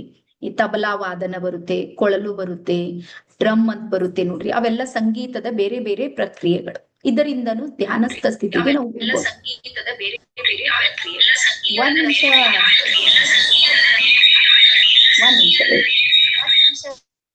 ಉಮೇಶ್ ಯಾರಿದ್ದೀರಿ? ಎರಡು ಫೋನ್ನಾಗ ಜಾಯಿನ್ ಆಗಿದ್ದೀರಿ ನೋಡ್ರಿ, ಅದಕ್ಕೆ ಹಿಂಗ್ ಬರ್ತದೆ. ಇದಿಷ್ಟು ಅರ್ಥ ಆಯ್ತಾ? ಎರಡನೇ ಪ್ರಕ್ರಿಯೆ ನಿಮ್ಗೆಲ್ಲ, ಎರಡನೇ ಹಂತ. ಅದಾದ ನಂತರ ಮೂರನೇದ್ ಬರುತ್ತೆ ಸಾಹಿತ್ಯ ಅಂತ ಹೇಳಿ. ಈ ಕವಿಗಳು ಕೃತಿಗಳನ್ನ ಬರೀತಿರ್ತಾರ ನೋಡ್ರಿ, ಅದು ಒಂದು ಧ್ಯಾನಸ್ಥ ಸ್ಥಿತಿನೇ. ಸಾಹಿತ್ಯ ರಚನೆ ಅಂತಿದೆ ನೋಡ್ರಿ. ಅವ್ರು ಸಾಹಿತ್ಯದಲ್ಲಿ ಯಾವ್ದಾದ್ರು ಬರ್ಲಿ, ಕಥೆ ಬರೀಲಿ, ಕವನ ಬರೀಲಿ, ಗದ್ಯ ಬರೀಲಿ, ಪದ್ಯ ಬರೀಲಿ, ಬೇರೆ ಬೇರೆವೆಲ್ಲ ಈಗ ಸಾಕಷ್ಟು ಬರ್ತಾ ಇವೆ. ಯಾವುದೇ ಒಂದು ಪ್ರಕಾರದ ಸಾಹಿತ್ಯ ರಚನೆ ಇರುತ್ತೆ ನೋಡ್ರಿ, ಮತ್ತೆ ಅದು ಒರಿಜಿನಲ್ ಕವಿ ಇದ್ರೆ ಮಾತ್ರ ಧ್ಯಾನಸ್ಥ ಸ್ಥಿತಿಗೆ ಹೋಗಿರ್ತಾನ. ಇದು ನೆನ್ಪಿಡ್ರಿ. ಇದ್ರಲ್ಲೂ ಈಗೆಲ್ಲ ಕಾಪಿ ಪೇಸ್ಟ್ ಕವಿಗಳು ಬಾಳ ಬಂದಾರ. ಕಾಪಿ ಪೇಸ್ಟ್ ಅದ್ ಗೊತ್ತಾ? ಅವ್ರದೊಂದ್ ಲೈನ್ ತಗೊಂಡ, ಇವ್ರದೊಂದ್ ಲೈನ್ ತಗೊಂಡ, ಅಲ್ಲಿಂದ ಯೂಟ್ಯೂಬ್ ನಾಗಿಂದ ಒಂದ್ ತೆಗ್ದ, ಗೂಗಲ್ ನಾಗಿಂದ ಒಂದ್ ತೆಗ್ದ, ಯಾರ್ದೋ ಒಂದ್ ತೆಗ್ದ, ಅಲ್ಲಿಂದ ಇಲ್ಲಿ ಹಚ್ಚಿ, ಇಲ್ಲಿಂದ ಹಚ್ಚಿ, ಇವ್ರ ಕವನ ಮಾಡಿ ಕೆಳಗೊಂದು ಇವ್ರ ಹೆಸರು ಇರುತ್ತೆ. ಅದು ಒಂಥರ ಧ್ಯಾನಸ್ಥ ಸ್ಥಿತಿನೇ. ಅಷ್ಟು ಹುಡುಕಾಟ ಮಾಡೋದು ಅಷ್ಟು ಈಸಿ ಇಲ್ಲ. ಹುಡುಕ್ತಾರ ನೋಡ್ರಿ ಅವ್ರು. ಅದ್ರ ಒರಿಜಿನಲ್ ಯಾರು ಅಂದ್ರೆ ಆ ಧ್ಯಾನಸ್ಥ ಸ್ಥಿತಿಗೆ ಹೋಗಿ, ಆ ಲೆವೆಲ್ಗೆ ಹೋಗಿ ಬರೆಯೋದಿದೆ ನೋಡ್ರಿ, ಅದು ಒಂದು ತರದ ಸಾಧನೆ, ಅದು ಒಂದು ಧ್ಯಾನಸ್ಥ ಸ್ಥಿತಿ, ಸಾಹಿತ್ಯ ರಚನೆ. ಅದಾದ ನಂತರ ನೆಕ್ಸ್ಟ್ ಬರ್ಕೋರಿ ಬಿ ಪಾರ್ಟ್. ಬಿ ಪಾರ್ಟ್ ಅಂತ ಬರುತ್ತೆ. ಎ ಪಾರ್ಟ್ ಮತ್ತು ಬಿ ಪಾರ್ಟ್ ಅಂತ ಹೇಳಿ ಎರಡು ಪಾರ್ಟ್ ಗಳಲ್ಲಿ ನಮ್ ಕಲಿಕೆ ನಡೀತಾ ಇತ್ತು ಬಾಲ್ಯದಲ್ಲಿ. ಎ ಪಾರ್ಟಿಗೆ ಬಂದಾಗ ನಾವ್ ಏನ್ ಮಾಡ್ತಿದೀವಿ ಅಂದ್ರೆ ಬರೀ ಪುಸ್ತಕ ಓದೋದು, ಬರೆಯೋದು, ಮತ್ತೊಂದು ಶಾಲೆಯಲ್ಲಿ ಕೋಣೆಯ ಒಳಗೆ ಏನ್ ಮಾಡ್ತಿದ್ದೇವಲ್ಲ ಅದೆಲ್ಲ ಎ ಪಾರ್ಟ್. ಕೋಣೆಯನ್ನ ಬಿಟ್ಟು ಹೊರಗ್ ಬಂದು ಒಂದಿಷ್ಟು ಮಾಡ್ತಿದ್ದೇವ್ ನೋಡ್ರಿ, ಅದಕ್ಕೆಲ್ಲ ಬಿ ಪಾರ್ಟ್.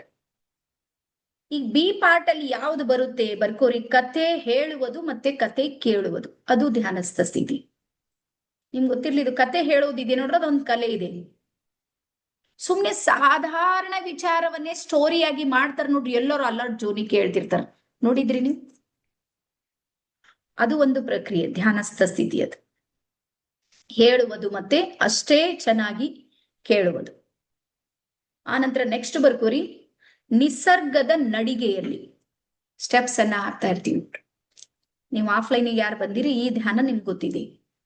ವಾಕಿಂಗ್ ಮಾಡ್ತಾ ಇರ್ತೀವಿ, ಹುಲ್ಲಿನ ಮೇಲೆ ನಡೆಸಿ ನೋಡ್ರಿ, ನೆನ್ಪದ ಎಲ್ಲರಿಗೂ. ಪಂಚತತ್ವಗಳ ಜೊತೆಗೆ ಜೋಡಿಸಿಕೊಳ್ಳುವಾಗ ಒಂದು ಪ್ರಕ್ರಿಯೆ ಇತ್ತು, ಹುಲ್ಲಿನ ಮೇಲೆ ನಡೆಯೋದು. ಇದು ವಾಕ್ ವಿತ್ ನೇಚರ್ ಅಂತೀವಿ. ನೀವು ನಿಸರ್ಗದ ಅತ್ಯಂತ ಹಿತವಾಗಿ ನಿಮ್ಗೆ ಗುಡ್ ಫೀಲ್ ಆಗುವಂತ ನಿಸರ್ಗಕ್ಕೆ ಹೋದಾಗ ಅಲ್ಲಿನ ನಡಿಗೆ ಮಾಡ್ತೀರಿ ನೋಡ್ರಿ, ಆಗ್ನೂ ನೀವು ಅಲ್ಫಾಕ್ ಹೋಗಿರ್ತೀರಿ. ನಾ ಇವೆಲ್ಲ ಅಲ್ಫಾಕ್ ಹೋಗುವಂತ ಪ್ರಕ್ರಿಯೆಗಳನ್ನ ನಿಮ್ಗೆ ಹೇಳ್ತಾ ಇದ್ದೀನಿ. ನಾಳೆ ಇದು ಪೂರ್ತಿ ಸೈಂಟಿಫಿಕ್ ಆಗಿ ಇನ್ನೂ ಹೇಳ್ತೀನಿ ನಾನು. ಅದಾದ ನಂತರ ನೆಕ್ಸ್ಟ್ ಬರ್ಕೋರಿ ಜಲಧಾರೆಗಳು. ಮೇಲಿನ ಜಲಧಾರೆಗಳು ಬೀಳ್ತಾ ಇರುತ್ತೆ ನೋಡ್ರಿ, ನೀವು ನೋಡ್ತಾ ಇರ್ತೀರಿ. ಎಕ್ಸಾಂಪಲ್ ಈಗ ಜೋಗ ಜಲಪಾತ ಇದೆ, ಅಲ್ಲಿ ನೋಡ್ರಿ ನೀವು 10-15 ನಿಮಿಷ ನಾವ್ ಎಲ್ಲಿ ನಿಂತೀವಿ ಅಂತ ನಮ್ಗೆ ನೆನಪು ಹೋಗಿರುತ್ತೆ. ಅದು ಧ್ಯಾನಸ್ಥ ಸ್ಥಿತಿ, ಆ ಸ್ಥಿತಿಗೆ ಮುಟ್ಟಿರ್ತೀವಿ ನಾವು, ಅಲ್ಫಾ ಜೊತೆಗೆ ಕನೆಕ್ಟ್ ಆಗಿರ್ತೀವಿ.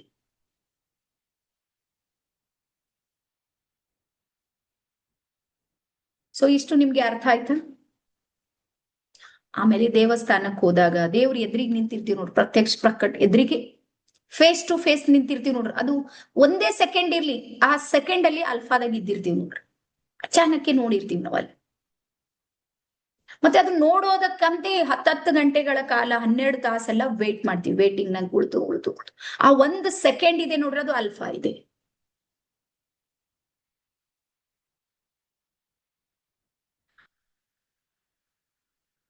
ಎಸ್. ಸೊ ಇಷ್ಟು ಪ್ರಕ್ರಿಯೆಗಳು, ಇದಕ್ಕಿಂತಾನು ಇನ್ನ ಬಹಳ ಇವೆ, ನಮ್ಗೆ ಇಷ್ಟು ಸಾಕು ಅಂತ ಹೇಳಿ ಅನ್ಕೊಂಡಿನಿ. ಕಾಮನ್ ಆಗಿ ಒಬ್ಬ ಸಂಸಾರಸ್ಥರು, ನಮ್ಮಂತ ಜವಾಬ್ದಾರಿ ಇರುವಂತವ್ರು ಇಷ್ಟು ಮಾಡಿದ್ರೆ ಇಷ್ಟು ಪ್ರಕಾರದಿಂದ ನಾವು ಅಲ್ಫಾ ಕಡೆಗೆ ಹೋಗ್ಬೋದು, ಧ್ಯಾನಸ್ಥ ಸ್ಥಿತಿಗೆ ಹೋಗ್ಬೋದು. ಇದಿಷ್ಟು ನಿಮ್ಗೆ ಗೊತ್ತಾಯ್ತಾ? ಯಾವ ರೀತಿಯಿಂದ ಮತ್ ನೀಟಾಗಿ ಬರೀರಿ. ಈ ಸಲ ಯಾರಾದ್ರೂ ಒಬ್ರು ಹೆಲ್ಪ್ ಮಾಡ್ರಿ, ಸ್ವಲ್ಪ ಯಾರಾದ್ರೂ ಚೆನ್ನಾಗಿ ಬರೆಯೋರು ಬರವಣಿಗೆಯನ್ನ ಮಾಡಿ ನೀವು ಗ್ರೂಪ್ ನಲ್ಲಿ ಸೆಂಡ್ ಮಾಡಿದ್ರ, ಯಾರು ಬರೆಯೋದಕ್ಕೆ ಲೇಟ್ ಆಗುತ್ತೆ ನೋಡ್ರಿ, ಬರೆಯೋದಕ್ಕೆ ಸುಧಾರಿಸೋದಿಲ್ಲ ಆಗುತ್ತೆ, ಅವ್ರಿಗೆ ನಾವು ಸಹಾಯ ಮಾಡಿದಂಗ ಆಗುತ್ತೆ. ಯಾರಾದ್ರೂ ಒಬ್ಬರದು ಆ ಜವಾಬ್ದಾರಿಯನ್ನ ತಗೋರಿ, ಎಲ್ಲರಿಗೂ ಸಪೋರ್ಟ್ ಮಾಡ್ರಿ. ಓಕೆನಾ? ಇಷ್ಟು ಅರ್ಥ ಆಯ್ತಾ ಎಲ್ಲರಿಗೂ? ಎಲ್ಲಾ ಸ್ಕ್ರೀನ್ಗಳಿಗೆ ಬರ್ತೀನಿ, ಒಂದ್ಸಲ ಅರ್ಥ ಆದ್ರೆ ಎಸ್ ಅಂತ ಟೈಪ್ ಮಾಡ್ರಿ ನೋಡ.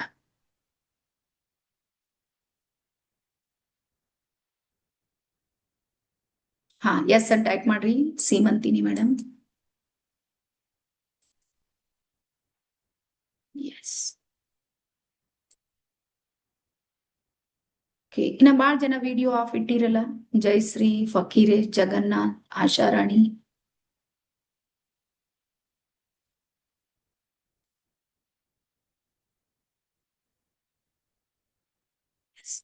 ಸೊ ಇಲ್ಲಿ ತನಕ ಅರ್ಥ ಆಯ್ತಾ ಎಲ್ಲರಿಗೂ? ಈ ಟಾಪಿಕ್ ಇಷ್ಟು ನಿಮ್ಗೆ ಅರ್ಥ ಆಗಿದೆ ಅಂತ ಹೇಳಿ ಅನ್ಕೊಂಡಿನಿ.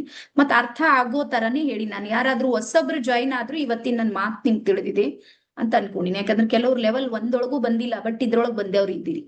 ನಿಮ್ಗೂ ನಾನು ಆದಷ್ಟು ಬಹಳ ಸಮಾಧಾನದಿಂದ ಹೇಳ್ತಾ ಇದ್ದೀನಿ. ಸ್ಪೀಡ್ ಅಂತೂ ನನ್ ಕಡಿಮೆ ಇದೆ ಅಂತ ಅನ್ಕೊಳ್ಳಿ. ಎಸ್. ಅದಾದ ನಂತರ ನೆಕ್ಸ್ಟ್ ಬರ್ಕೋರಿ, ಧ್ಯಾನದ ಮುಖ್ಯ ಲಾಭಗಳು. ಇಂಪಾರ್ಟೆಂಟ್ ಲಾಭ ಅಂತೂ 108 ಇವೆ, ಅದರಲ್ಲಿ ಇಂಪಾರ್ಟೆಂಟ್ ಇರೋದು ಮುಖ್ಯವಾದ ಲಾಭಗಳು. ಮೊದಲನೇದು ಬರುತ್ತೆ ನೋಡ್ರಿ, ಶಾರೀರಿಕ ಲಾಭ. ನಮ್ಮ ಶರೀರ ಅನ್ನುವಂಥದ್ದಿದೆ ನೋಡ್ರಿ. ನೀವು ಒಬ್ಬ ಧ್ಯಾನಿಯ ಶರೀರ ಮತ್ತೆ ಒಬ್ಬ ಸಾಮಾನ್ಯ ವ್ಯಕ್ತಿಯ ಶರೀರದಲ್ಲಿ ವ್ಯತ್ಯಾಸ ನಿಮ್ಗೆ ಗೊತ್ತಾಗುತ್ತೆ ಅಂತ ಅನ್ಕೊಳ್ಳಿ. ಮೆಡಿಟೇಷನ್ ಮಾಡುವವರ ಮುಖದ ಮೇಲಿರುವ ಕಳೆ ಇದೆ ನೋಡ್ರಿ, ಸಾಮಾನ್ಯ ವ್ಯಕ್ತಿ ಕಳೆಗೂ ವ್ಯತ್ಯಾಸ ಇರುತ್ತೆ. ನೋಡಿರ್ಬೋದಲ್ಲ ನೀವು, ಯಾರೇ ಧ್ಯಾನಸ್ಥರು ಇದ್ದಿರ್ತಾರ ನೋಡ್ರಿ, ಅವ್ರ ಕಳೆಗೂ ಇವ್ರ ಕಳೆಗೂ ವ್ಯತ್ಯಾಸ. ರೀಸನ್, ಕಾರಣ ಶಾರೀರಿಕ ಅಂದ್ರ ಸೆಲ್ಸ್ ಗಳಿರುತ್ತೆ ನೋಡ್ರಿ, ಅವು ಹೆಲ್ದಿ ಆಗ್ತಾವ ಮೆಡಿಟೇಷನ್ ಮಾಡೋದ್ರಿಂದ. 60 ಟ್ರಿಲಿಯನ್ ಸೆಲ್ಸ್ಗಳು ನಮ್ಮ ಶರೀರದಲ್ಲಿವೆ. ಹಾ, 60 ಟ್ರಿಲಿಯನ್ ಸೆಲ್ಸ್ಗಳೇನಿವೆ ನೋಡ್ರಿ, ಅವು ಏನಾಗುತ್ತೆ ಅಂದ್ರ ಆಕ್ಟಿವ್ ಆಗ್ತಾ ಇರುತ್ತೆ ಮೆಡಿಟೇಷನ್ ನಲ್ಲಿ. ಹಾಗಾಗಿ ಬರೀ ಮುಖ ಅಷ್ಟೇ ಅವ್ರದ್ದು ಒಳಿಯೋದಿಲ್ಲ, ಇಡೀ ಶರೀರದಲ್ಲಿ ಒಂದು ಆಕರ್ಷಣೆ ಕಾಣುತ್ತೆ.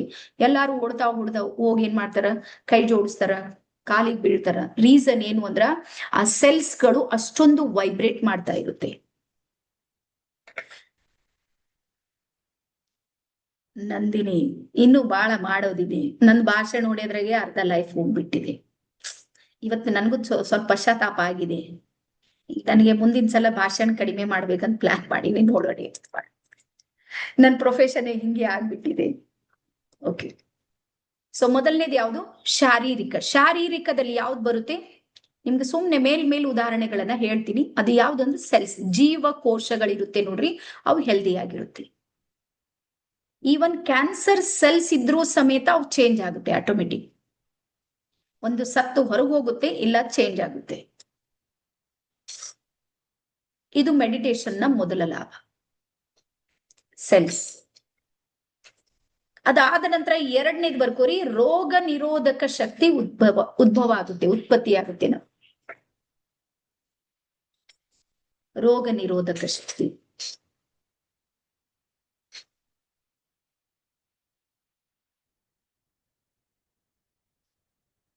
ಆಮೇಲೆ ಶರೀರದ ಪಂಚತತ್ವಗಳಿವೆ ನೋಡ್ರಿ, ಅವು ಬ್ಯಾಲೆನ್ಸ್ ಆಗುತ್ತೆ. ಯಾವುದೇ ಹೆಚ್ಚಾಗ್ಲಿ ಯಾವುದೇ ಕಡಿಮೆ ಆಗ್ಲಿ ಬ್ಯಾಲೆನ್ಸ್ ಆಗುತ್ತೆ. ಈಗ ನನ್ನ ಬಾಡಿ ಇದೆ ನೋಡ್ರಿ, ನನ್ನ ಕಫ ಶರೀರ. ನೀವ್ ಯಾರ್ಯಾರು ಸೀನಿಯರ್ಸ್ ಇದೀರಿ ನಿಮ್ಗೆ ಮೋಸ್ಟ್ಲಿ ಶಶಿ ಮೇಡಮ್ ಗೊತ್ತಿರ್ಬೋದು, ನಮ್ಮ ಪ್ರಶಾಂತ್ ಸರ್, ಅವ್ರು ಬಹಳ ಸೀನಿಯರ್, 3-4 ವರ್ಷ ಆಯ್ತು ನನ್ನ ಜೊತೆಗಳು. ಈ ಹಿಂದೆ ನನ್ನ ಶರೀರದಲ್ಲಿ ಹೊರಗ್ ಮಳೆ ಬಂದ್ರೆ ಸಾಕು ನನಗೆ ಇಲ್ಲಿ ನೆಗಡಿ ಬರ್ತಿತ್ತು. ಹೊರಗ್ ಮಳೆ ಬರ್ತಿತ್ತು, ನಾನೇನ್ ಮಳೆಗೆ ಓಡಾಡ್ತಿದ್ದಿಲ್ಲ. ಮಳೆ ಬಂದ್ರೆ ಸಾಕು ನಮ್ದು ಗಾಡಿ ಸ್ಟಾರ್ಟೇ ಇಲ್ಲ, ನೆಗಡಿ ಬರ್ತಿತ್ತು, ಜ್ವರ ಬರ್ತಿತ್ತು. ರೀಸನ್ ಏನು ಅಂದ್ರ ಕಫ ಬಾಡಿ ಇತ್ತು ನೋಡ್ರಿ, ಅದಕ್ಕೆ ಹಂಗಾಗ್ತಿತ್ತು. ಬಟ್ ಈಗ ಪೂರ್ತಿ ಮಳೆಯೊಳಗ್ ನೆಂದ ಮನಿಗ್ ಬಂದ್ರೆ ಏನಾಗೋದಿಲ್ಲ, ನನಗೆ ಬ್ಯಾಲೆನ್ಸ್ ಆಗ್ಬಿಡ್ತು. ಇದು ಧ್ಯಾನದಿಂದ ಸಾಧ್ಯ ಇದೆ. ನಿಮ್ಮ ವಾತ, ಪಿತ್ತ, ಕಫ ಈ ತ್ರಿದೋಷಗಳು ಯಾವುದೇ ಇರ್ಲಿ, ಮತ್ ತ್ರಿದೋಷದಲ್ಲಿ 1 ಅಥವಾ 2 ದೋಷಗಳು ಎಲ್ಲರಿಗವ. 204 ಜನ ಎಷ್ಟ್ ಜನ ಇದೀವಿ, ಎಲ್ಲರಿಗೂ ತ್ರಿದೋಷದಲ್ಲಿ 1, 2 ಎಲ್ಲರಿಗಿದ್ದಿರುತ್ತೆ. ಅದ್ರಲ್ಲಿ ಏನ್ 2 ಮಾತಿಲ್ಲ. ಆದ್ರೆ ಅವುಗಳನ್ನ ನಾವು ಬ್ಯಾಲೆನ್ಸ್ ಮಾಡ್ಬೋದು. ಮತ್ತೆ ನಿಮ್ಗೆ ಹೇಳ್ತೀನಿ, ವಿಚಿತ್ರ ಇತ್ತು ನನ್ನ ಶರೀರ, ಯಾಕಂಗಂತ ಗೊತ್ತಿಲ್ಲ. ಟ್ರೈನಿಂಗ್ ಇದ್ದಾಗ ಕಂಪಲ್ಸರಿ ಈ ಧ್ವನಿ ಕೂಡ್ತಿತ್ತು. ಖಾಲಿ ಟೈಮಿಗೆ ಟೈಗರ್ ಇದ್ದಂಗೆ ಇರ್ತಿದ್ದ ನಾನು ಆವಾಜ್ ಹಾಕ್ರ ಬಿಲ್ಡಿಂಗ್ ಎಲ್ಲ ತಣ್ಣಗೆ ಆಗ್ಬೇಕು. 1 ನಿಮಿಷ, ನನ್ನ ಚಾರ್ಜರ್ ಕಡಿಮೆ ಆಗಿದೆ, 1 ನಿಮಿಷ.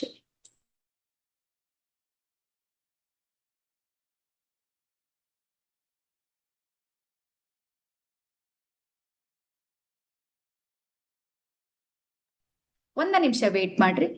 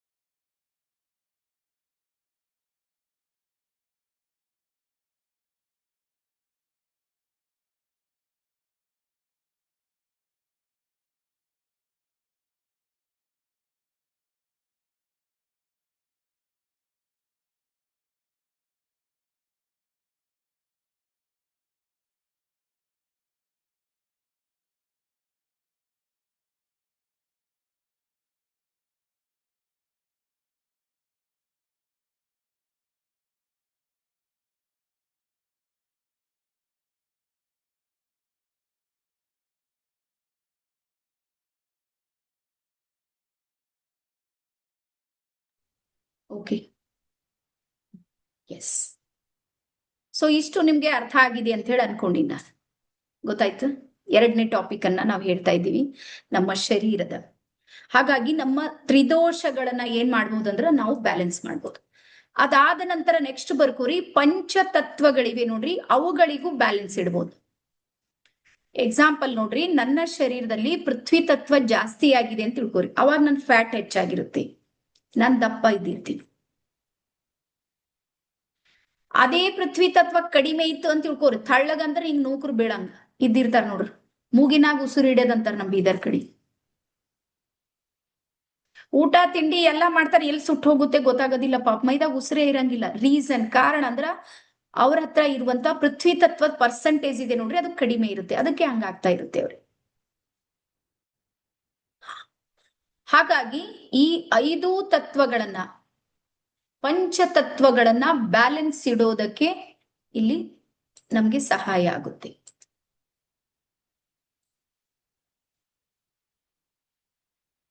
ಯಶ್. ಅದಾದ ನಂತರ ಶರೀರದ ಎಲ್ಲಾ ಅಂಗಾಂಗಗಳಿಗೆ ಬೇಕಾಗುವಂತ ಶಕ್ತಿಯ ಪೂರೈಕೆ ಆಗ್ತಾ ಇರುತ್ತೆ. ಈಗ ನಿಮ್ಗೆ ಒಂದ್ ಸಿಂಪಲ್ ಹೇಳ್ತೀನಿ ನೋಡ್ರಿ, ಮೊದ್ಲು ಬರ್ಕೋ. ಶರೀರದ ಎಲ್ಲಾ ಅಂಗಾಂಗಗಳು, ಎಲ್ಲ ತಲೆಯಿಂದ ಕಾಲಿನ ಬೆರಳಿನ ತನಕ ಎಲ್ಲೆಲ್ಲಿ ಪಾರ್ಟ್ಸ್ ಗಳಿವೆ ನೋಡ್ರಿ, ಬಾಡಿ ಪಾರ್ಟ್ಸ್ ಗಳು, ಎಲ್ಲಾ ಕಡೆಗೂ ಎನರ್ಜಿ ಅದಕ್ಕೆ ಬೇಕಾದಷ್ಟು ಏನಾಗುತ್ತೆ ಅಂದ್ರೆ ಫ್ಲೋ ಆಗುತ್ತೆ ಮೆಡಿಟೇಷನ್ ನಲ್ಲಿ. ಒಂದು ವರ್ಡ್ ಅನ್ನ ಬರ್ಕೋರಿ, ಹೆಲ್ತ್ ಇಶ್ಯೂ ಅಂದ್ರೆ ಅರ್ಥ ಏನು, ಆರೋಗ್ಯದ ಸಮಸ್ಯೆ ಅಂದ್ರೆ ಅರ್ಥ ಸುಮ್ನೆ ಪ್ರಾಬ್ಲಮ್. ಶರೀರದ ಯಾವ ಭಾಗಕ್ಕೆ ಎನರ್ಜಿ ಪಾಸ್ ಆಗೋದಿಲ್ಲ ನೋಡ್ರಿ, ಅಲ್ಲಿ ಎನರ್ಜಿ ಏನ್ ಮಾಡುತ್ತೆ ಅಂದ್ರೆ ಸ್ಟಕ್ ಆಗುತ್ತೆ, ಹಿಡ್ಬಿಡುತ್ತೆ. ಅಲ್ಲಿ ಎನರ್ಜಿ ಫ್ಲೋ ಆಗ್ತಾ ಇರೋದಿಲ್ಲ. ಬ್ಲಡ್ ಸರ್ಕ್ಯುಲೇಷನ್ ಇದೆ ನೋಡ್ರಿ, ಅದು ವ್ಯತ್ಯಾಸ ಆಗ್ತಾ ಇರುತ್ತೆ. ಯಾವಾಗ ನಾವು ಮೆಡಿಟೇಷನ್ ಅನ್ನ ಮಾಡ್ತಾ ಇರ್ತೀವಿ ನೋಡ್ರಿ, ಅವಾಗ ಬಾಡಿಗೆ ಏನ್ ಮಾಡ್ತೀವಿ ಅಂದ್ರೆ ಫುಲ್ ರಿಲ್ಯಾಕ್ಸ್ ಮೋಡಿಗೆ ತಂದಿರ್ತೀವಿ. ಅಲ್ಫಾದಾಗ ರಿಲ್ಯಾಕ್ಸ್ ಆಗೋದೇ ಮೊದಲು ಕೆಲಸ, ಫುಲ್ ರಿಲ್ಯಾಕ್ಸ್.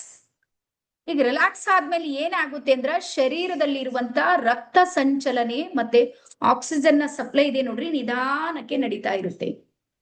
ಹಾಗಾಗಿ ಎಲ್ಲೆಲ್ಲಿ ಶರೀರದಲ್ಲಿ ಚೈತನ್ಯ ಶಕ್ತಿಯ ಕೊರತೆ ಇದೆ ಅಥವಾ ಸ್ಟಕ್ ಆಗಿದೆ ನೋಡ್ರಿ, ಅಲ್ಲಿ ಫೋರ್ಸೇಬಲ್ ಏನಾಗುತ್ತೆ ಅಂದ್ರೆ ರಕ್ತ ಸಂಚಲನ ಸ್ಟಾರ್ಟ್ ಆಗುತ್ತೆ. ಹಾಗಾಗಿ ಬರ್ಕೋರಿ, ಶರೀರದಲ್ಲಿ ಎಲ್ಲಿ ಸಮಸ್ಯೆ ಇದೆ ನೋಡ್ರಿ ಧ್ಯಾನದಲ್ಲಿ, ಅಲ್ಲೇ ಪೇನ್ ಆಗುತ್ತೆ ನಿಮ್ಗೆ. ಇದು ನಿಮ್ಗೆ ರಿಸಲ್ಟ್ ಬರ್ತಾ ಇದೆ ಅಂತ ಅರ್ಥ. ಕೆಲವರಿಗೆ ಮೆಡಿಟೇಷನ್ ಮಾಡುವಾಗ ಸೊಂಟ ನೋವು ಬರುತ್ತೆ, ಯಾರ್ಯಾರಿಗೆ ಬರುತ್ತೆ? ಇದ್ರ ಅರ್ಥ ಏನು ಅಂದ್ರೆ ಸೊಂಟದಲ್ಲಿ ಎನರ್ಜಿ ಕಡಿಮೆ ಇದೆ ಅಂತ ಅರ್ಥ, ಸ್ಟಕ್ ಆಗಿದೆ, ಬ್ಲಾಕೇಜಸ್ ಗಳು ಜಾಸ್ತಿ ಇರ್ಬೋದು, ರಕ್ತ ಸಂಚಲನ ಸರಿಯಾಗಿ ನಡೀತಾ ಇಲ್ಲ. ಯಾವಾಗ ನೀವು ಧ್ಯಾನಸ್ಥ ಸ್ಥಿತಿಯಲ್ಲಿ ಇರ್ತೀರಿ, ಫೋರ್ಸೇಬಲ್ ಅಲ್ಲಿ ಎನರ್ಜಿ ಏನಾಗುತ್ತೆ ಅಂದ್ರೆ ಪಾಸ್ ಆಗ್ತಾ ಇರುತ್ತೆ, ಎಲ್ಲೆಲ್ಲಿ ಎನರ್ಜಿ ಕಡಿಮೆ ಇದೆ ಅವಾಗ ನಿಮ್ಗೆ ಅಲ್ಲಿ ಪೇನ್ ಆಗೋದಕ್ಕೆ ಶುರು ಆಗುತ್ತೆ. ಹಾಗಾಗಿ ಇಲ್ಲಿ ನೋವು ಅಂತ ಎಲ್ಲಾದ್ರೂ ಆಗ್ತಾ ಇದೆ ಅಂದ್ರ ಅದು ರಿಸಲ್ಟ್ ಬರ್ತಾ ಇದೆ ಅಂತ ಅರ್ಥ. ನಿಮ್ಗೆ ಎಲ್ಲೂ ಏನು ಆಗ್ತಾ ಇಲ್ಲ, ಫುಲ್ ಖುಷಿ ಇದ್ದೀರಿ ಅಂದ್ರ ನನ್ ಗಡ್ಬಡ್ ಅನಿಸ್ತು, ಧ್ಯಾನ ಮಾಡ್ತಾ ಇದ್ದೀರೋ ಇಲ್ಲೋ ಅಂತ ಡೌಟ್ ಆಗ್ಬೇಕು ನಿಮ್ಗೆ. ಏನಾದ್ರೂ ಶಾರೀರಿಕ ಆದ್ರ ರಿಸಲ್ಟ್ ಇದೆ ಅಂತ ಅರ್ಥ. ಹಾಗಾಗಿ ಶರೀರದ ಯಾವ ಅಂಗಾಂಗಗಳಿಗೆ ಎನರ್ಜಿಯ ಕೊರತೆ ಇರುತ್ತೆ ನೋಡ್ರಿ, ಅಲ್ಲಿ ಏನಾಗುತ್ತೆ, ಎನರ್ಜಿ ಇಲ್ಲಿಂದು ಪಾಸ್ ಆಗುತ್ತೆ. ಇದು ರಿಸಲ್ಟ್.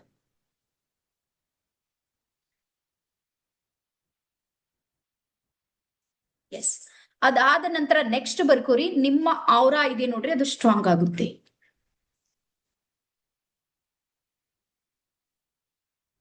ಪಾಸಿಟಿವ್ ಔರಾ ಇದೆ ನೋಡ್ರಿ, ಅದು ನಿಮ್ದು ಸ್ಟ್ರಾಂಗ್ ಆಗುತ್ತೆ. ಪ್ರಭಾವಳಿ ಇದೆ ನೋಡ್ರಿ, ಅದು ಸ್ಟ್ರಾಂಗ್ ಆಗುತ್ತೆ. ನಿಮ್ದು ದೂರ ತನಕ ಹೋಗುತ್ತೆ. ನಿಮ್ಗೆ ಗೊತ್ತಾ, ಮೋದಿಜಿ ಅವರ ಔರಾ ಇದೆ ನೋಡ್ರಿ, ಅದು 2 ಕಿಲೋಮೀಟರ್ ಇದೆ ಅಂತ. ನನ್ಗೂ ಕೇಳ ಆಶ್ಚರ್ಯ ಆಯ್ತು, 2 ಕಿಲೋಮೀಟರ್. ಹಾಗಾಗಿನೇ ಅವ್ರು ಬರ್ತಾ ಇದ್ದಾರೆ ಅಂದ್ರ ಜನ ಎಲ್ಲೆಲ್ಲಿಂದ ಬರ್ತಾರ ಗೊತ್ತಾಗೋದಿಲ್ಲ. ಅವ್ರು ಬೇಡವಾದವ್ರದೇ ಸಂಖ್ಯೆ ಮತ್ತೆ ಹೆಚ್ಚಿಗಾಗುತ್ತೆ. ಏನ್ ಹೇಳ್ತಾರೆ ಕೇಳಮಂತ ಬಂದಿರ್ತಾರ. ಅವ್ರಿಗೆ ನಿಂದನೆ ಮಾಡ್ಬೇಕು ಅನ್ನೋರೇ ಮತ್ತೆ ಮೊದಲಿಂದ ಕುಂತಿರ್ತಾರತ್. ಅಷ್ಟು ಸ್ಟ್ರಾಂಗ್ ಇದೆ ಅಂತ ಅರ್ಥ. ನಮ್ಮ ಕಾಲಘಟ್ಟದಲ್ಲೂ ಸಮೇತ ಅಷ್ಟು ಪವರ್ಫುಲ್ ಆಗಿರುವಂತ ಎನರ್ಜಿ ಉಳ್ಳ ವ್ಯಕ್ತಿಯನ್ನ ನಾವು ನೋಡ್ತಾ ಇದ್ದೀವಿ ಅಂದ್ರೆ ಅದನ್ನು ಗ್ರೇಟ್ ಇದೆ. ಇದು ಯಾರಿಗಿತ್ತು ಹಿಂದೆ ಅಂದ್ರೆ ಋಷಿ ಮುನಿಗಳಿಗಿತ್ತಂತ, ಅಷ್ಟು ಕಿಲೋಮೀಟರ್ ಗಟ್ಲೆ.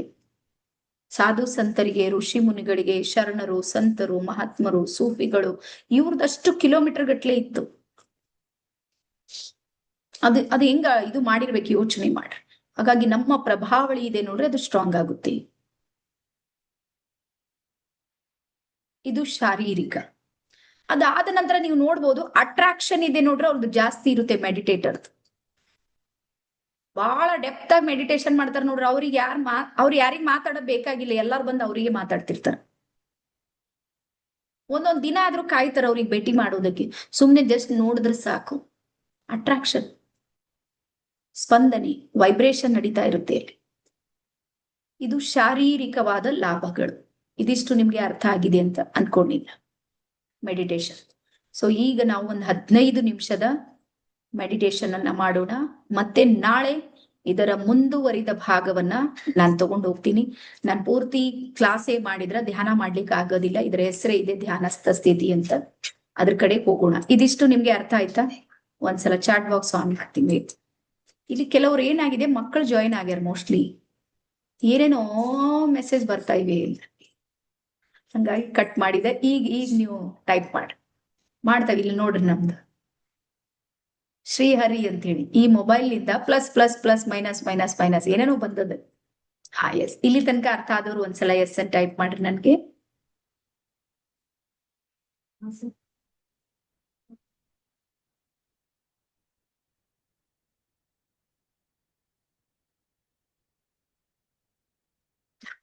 ಮತ್ತೆ ನಾಳೆನು ಸೇಮ್ ಟೈಮಿಗೆ ಇರುತ್ತೆ, 8 ರಿಂದ 8:45 ತನಕ ಇರುತ್ತೆ.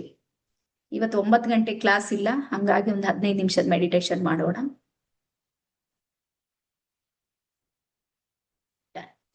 ಸೊ ಎಲ್ಲರಿಗೂ ಅರ್ಥ ಆಗಿದೆ ಅಂತ ಹೇಳಿ ಅನ್ಕೊಂಡಿನಿ. ಎಲ್ಲರೂ ನೇರವಾಗಿ ಕುಳಿತುಕೊಳ್ರಿ.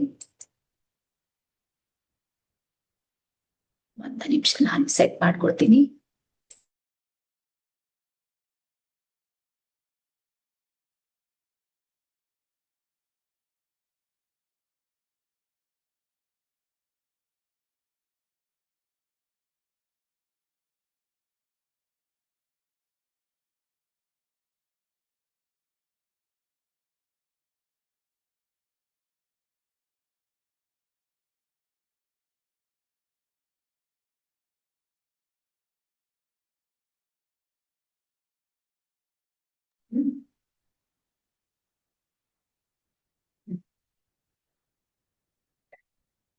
ಓಕೆ, ಸೊ ಎಲ್ರು ನೇರವಾಗಿ ಕುಳಿತುಕೊಳ್ರಿ. ಮತ್ತೆ ಹಿಂದೆ ಏನಾದ್ರೂ ಬೇಕು ಅಂದ್ರೆ ನೀವು ಇಟ್ಕೊಳ್ಬಹುದು, ಏನಿಲ್ಲ. ಪೂರ್ತಿ ರಿಲ್ಯಾಕ್ಸ್ ಮೋಡ್ ಅಲ್ಲಿ ಕುಳಿತುಕೊಳ್ರಿ.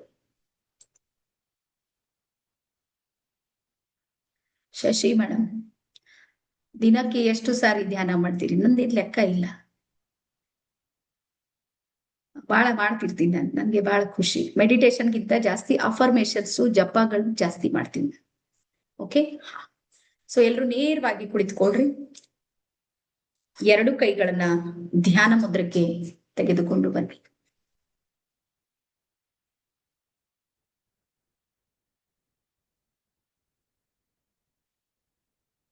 ಎಲ್ರು ನೇರವಾಗಿ ಕುಳಿತುಕೊಂಡಿದ್ದೀರಿ ಅಂತ ಅನ್ಕೊಂಡಿನಿ. 2 ಕಣ್ಣನ್ನ ನಿಧಾನಕ್ಕೆ ಮುಚ್ಚಿ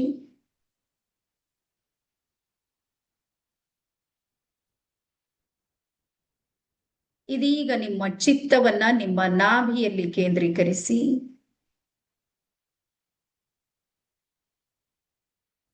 ನಿಮ್ಮ ಒಳಬರುವ ಉಸಿರು ಮತ್ತು ಹೊರ ಹೋಗುವ ಉಸಿರನ್ನ ಗಮನಿಸುತ್ತಾ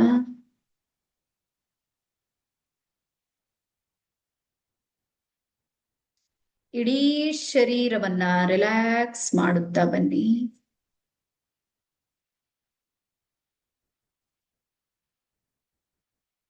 ಶರೀರದಲ್ಲಿ ಎಲ್ಲಿಯೂ ಬಿಗು, ಜಡತ್ವ ಇರದಂತೆ ಸಂಪೂರ್ಣ ಹಗುರತೆಯನ್ನ ಗಮನಿಸಿ, ಸಡಿಲತೆಯನ್ನ ಗಮನಿಸಿ. ಇಡೀ ಶರೀರಕ್ಕೆ ಸಡಿಲಗೊಳಿಸಿ. ಶರೀರದಲ್ಲಿ ಎಲ್ಲೆಲ್ಲಿ ನಿಮಗೆ ಬಿಗುವಿನ ಅನುಭವವಾಗುತ್ತಿದೆ ಅಲ್ಲಿ ಶರೀರವನ್ನ ಸಡಿಲಗೊಳಿಸಿ.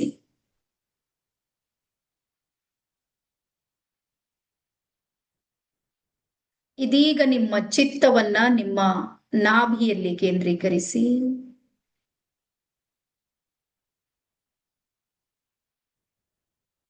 ಐದು ಸಲ ಓಂಕಾರವನ್ನ ಹೇಳಿ. ಓಂ.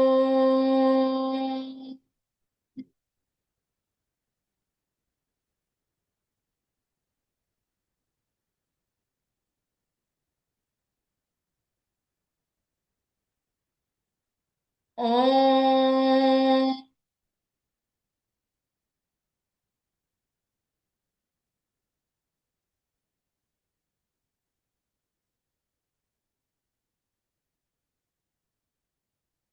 ಓಂ.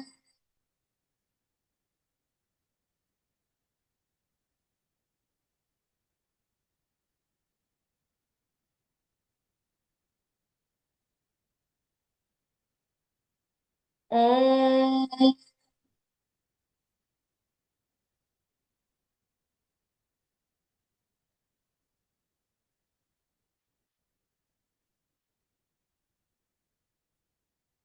ಓಂ.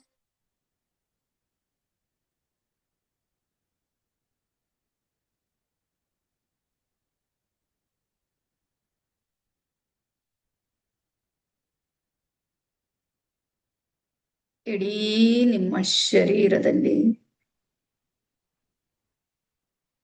ಓಂಕಾರದ ಸ್ಪಂದನೆಯನ್ನ ಗಮನಿಸುತ್ತಾ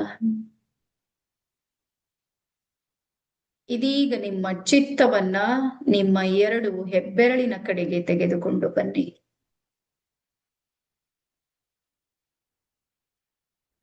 ನಿಮ್ಮ ಎರಡೂ ಹೆಬ್ಬೆರಳುಗಳನ್ನ ಸಡಿಲಗೊಳಿಸಿ, ಹಗುರಗೊಳಿಸಿ. ಎಲ್ಲಾ ಬೆರಳುಗಳನ್ನ ಸಡಿಲಗೊಳಿಸಿ, ಹಗುರಗೊಳಿಸಿ.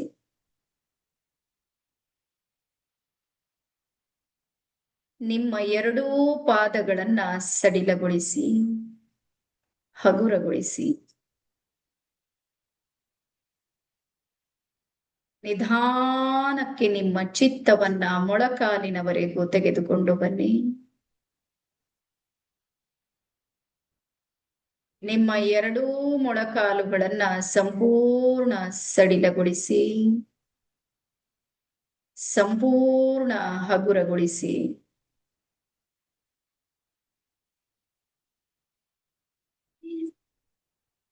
ನಿಧಾನಕ್ಕೆ ನಿಮ್ಮ ಚಿತ್ತವನ್ನ ತೊಡೆಯ ಭಾಗದತ್ತ ತೆಗೆದುಕೊಂಡು ಬನ್ನಿ. ನಿಮ್ಮ ಎರಡೂ ತೊಡೆಯ ಭಾಗಗಳೀಗ ಸಂಪೂರ್ಣ ಸಡಿಲಗೊಳಿಸಿ, ಹಗುರಗೊಳಿಸಿ. ಯಾವುದೇ ಬಿಗುವಿಲ್ಲದಂತೆ ನಿಮ್ಮ ಎರಡೂ ಕಾಲುಗಳೀಗ ಸಡಿಲಗೊಂಡಿರುವುದನ್ನ ಗಮನಿಸಿ. ಕಾಲಿನಲ್ಲಿ ಎಲ್ಲಿಯಾದರೂ ಬಿಗುವಿನ ಅನುಭವವಾಗುತ್ತಿದ್ದರೆ ಅಲ್ಲಿ ಮನಸ್ಸನ್ನ ತೆಗೆದುಕೊಂಡು ಹೋಗಿ ಮತ್ತು ಸಡಿಲಗೊಳ್ಳುವ ಆದೇಶವನ್ನ ನೀಡಿ. ದೇಹದ ಸೂಕ್ಷ್ಮ ಭಾಗಗಳನ್ನ ಸಡಿಲಗೊಳಿಸಿ. ನಿಮ್ಮ ಹೊಟ್ಟೆಯ ಭಾಗ, ಹೃದಯದ ಭಾಗವು ಸಡಿಲಗೊಳಿಸುತ್ತಾ ಮೇಲೆ ಬನ್ನಿ. ನಿಮ್ಮ ಸೊಂಟದ ಭಾಗ, ಬೆನ್ನಿನ ಭಾಗವು ಸಡಿಲಗೊಳಿಸುತ್ತಾ ಮೇಲೆ ಬನ್ನಿ. ಭುಜದಿಂದ ಬೆರಳಿನವರೆಗೂ ಎರಡೂ ಕೈಗಳನ್ನ ಸಡಿಲಗೊಳಿಸಿ. ನಿಮ್ಮ ಕಂಠದ ಭಾಗ, ನಿಮ್ಮ ಬಾಯಿ, ಮೂಗು, ಕಣ್ಣು, ಕಣ್ಣ ರೆಪ್ಪೆಗಳು, ಹಣೆಯ ಭಾಗ, ಎರಡೂ ಕಿವಿಗಳು ಸಡಿಲಗೊಳಿಸಿ. ಸಂಪೂರ್ಣ ನಿಮ್ಮ ತಲೆಯ ಭಾಗ ಸಡಿಲಗೊಳಿಸಿ. ಇದೀಗ ನೀವು ಸಂಪೂರ್ಣ ಸಡಿಲಗೊಂಡಿದ್ದೀರಿ, ಸಂಪೂರ್ಣ ಹಗುರಗೊಂಡಿದ್ದೀರಿ. ಇದೀಗ ನೀವು ನಿಮ್ಮ ಸಾಕಾರ ಶರೀರದಿಂದ ಹೊರಗೆ ಬಂದಿದ್ದೀರಿ.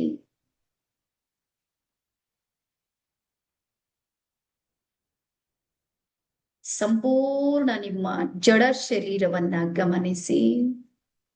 ನಿಶ್ಚಲವಾಗಿ, ನಿಶ್ಚಿಂತವಾಗಿ ಕಣ್ಮುಚ್ಚಿ ಕುಳಿತಿರುವ ನಿಮ್ಮ ಜಡ ಶರೀರವನ್ನ ಗಮನಿಸಿ. ಈ ಶರೀರಕ್ಕೆ ಆದೇಶ ನೀಡಿ, ನಾನು ಹೋಗಿ ಬರುವ ತನಕ ಹೀಗೆ ನಿಶ್ಚಲವಾಗಿರು. ಇದೀಗ ನೀವು ನಿಮ್ಮ ಸೂಕ್ಷ್ಮ ಶರೀರ, ಬೆಳಕಿನ ಶರೀರದೊಂದಿಗೆ ಮನೆಯಿಂದ ಹೊರಬನ್ನಿ. ಹಾಗೆ ಹೊರಬನ್ನಿ. ಇದೀಗ ನೀವು ಆಕಾಶದಲ್ಲಿ ಹಾರುತ್ತಾ ಹಾರುತ್ತಾ ಒಂದು ಬೆಟ್ಟದ ತುತ್ತ ತುದಿಯಲ್ಲಿ ಬಂದಿದ್ದೀರಿ. ವಿಶಾಲವಾದ ಬೆಟ್ಟವಿದೆ.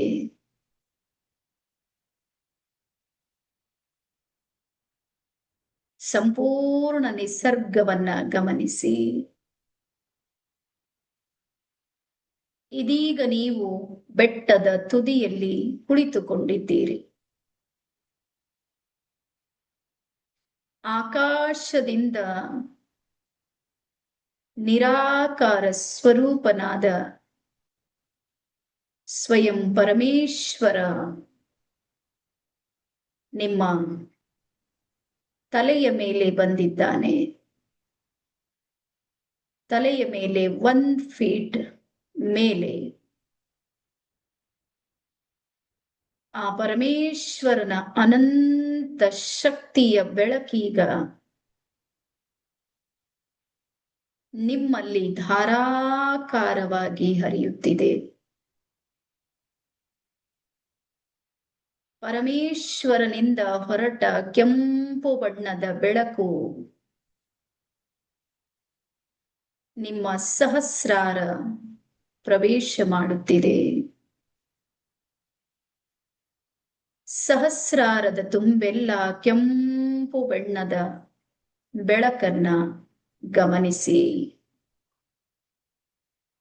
ಆ ಸ್ಪಂದನೆ ನಿಮ್ಮ ಮೆದುಳಿನ ಅಣು ಅಣು ಕಣ ಕಣದಲ್ಲಿ ತುಂಬಿಕೊಳ್ಳುತ್ತ ಸಂಪೂರ್ಣ ಸಹಸ್ರಾರವೀಗ ಶಕ್ತಿಶಾಲಿಯಾಗುತ್ತಿದೆ.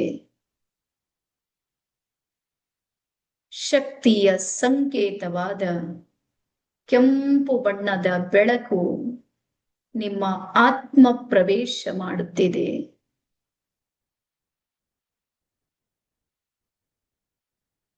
ಭ್ರುಕುಟಿಯ ಮಧ್ಯದಲ್ಲಿನ ಆತ್ಮದಲ್ಲೀಗ ಕೆಂಪು ಬಣ್ಣದ ಬೆಳಕನ್ನ ಗಮನಿಸಿ.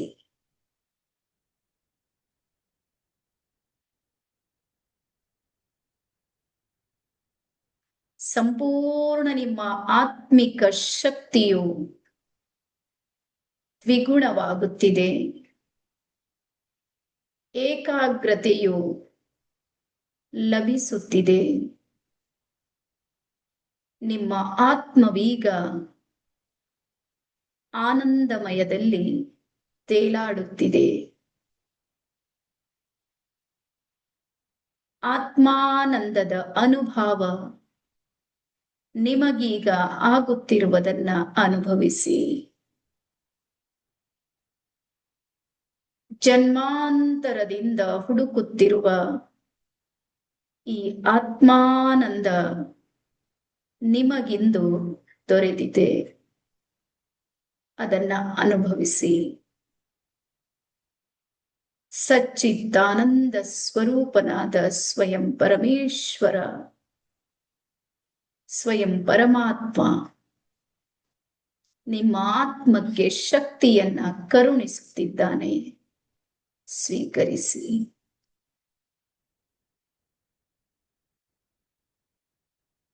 ನಿಧಾನಕ್ಕೆ ಆ ಕೆಂಪು ಬಣ್ಣದ ಬೆಳಕೀಗ ನಿಮ್ಮ ಕಣ್ಗಳಲ್ಲಿ ತುಂಬಿಕೊಳ್ಳುತ್ತಾ ನಿಮ್ಮ ದೃಷ್ಟಿ ಈಗ ದಿವ್ಯ ದೃಷ್ಟಿಯಾಗಿ ಪರಿವರ್ತನೆಯಾಗುತ್ತಿವೆ.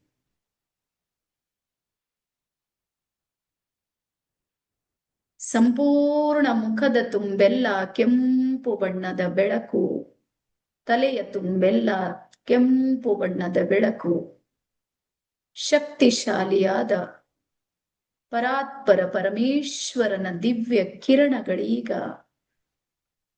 ಸಂಪೂರ್ಣ ನಿಮ್ಮಲ್ಲಿ ತುಂಬಿಕೊಳ್ಳುತ್ತಿವೆ. ಸ್ವೀಕರಿಸಿ.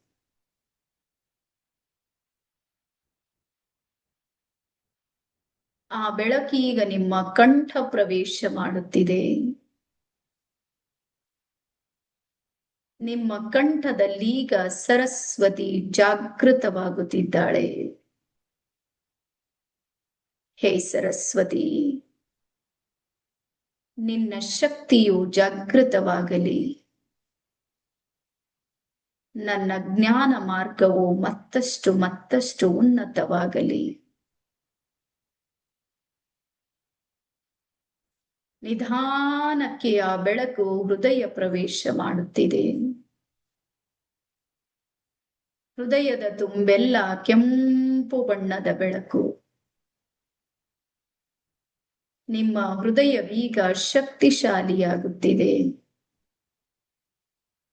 ಕ್ರಿಯಾಶೀಲವಾಗುತ್ತಿದೆ, ಸಂವೇದನಾಶೀಲವಾಗುತ್ತಿದೆ.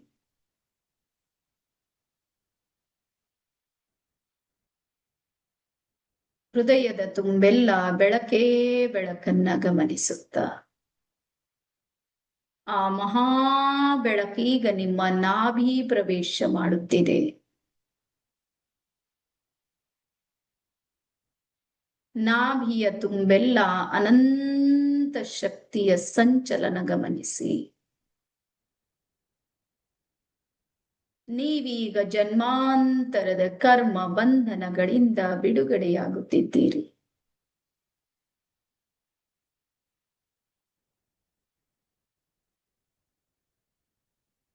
ಆ ಮಹಾ ಬೆಳಕೀಗ ನಿಮ್ಮ ಇಡೀ ಶರೀರ ತುಂಬಿಕೊಳ್ಳುತ್ತಾ ನಿಮ್ಮ ಸ್ವಾಧಿಷ್ಠಾನದಲ್ಲಿ ಪ್ರವೇಶವಾಗುತ್ತಿದೆ. ನಿಮ್ಮ ಜೀವನದಲ್ಲೀಗ ಸಾಂಸಾರಿಕ ಸಂಭ್ರಮ, ಸಂತೋಷ, ಉತ್ಸಾಹ, ಉಲ್ಲಾಸ ಎಲ್ಲವೂ ತುಂಬಿಕೊಳ್ಳುತ್ತಿದೆ.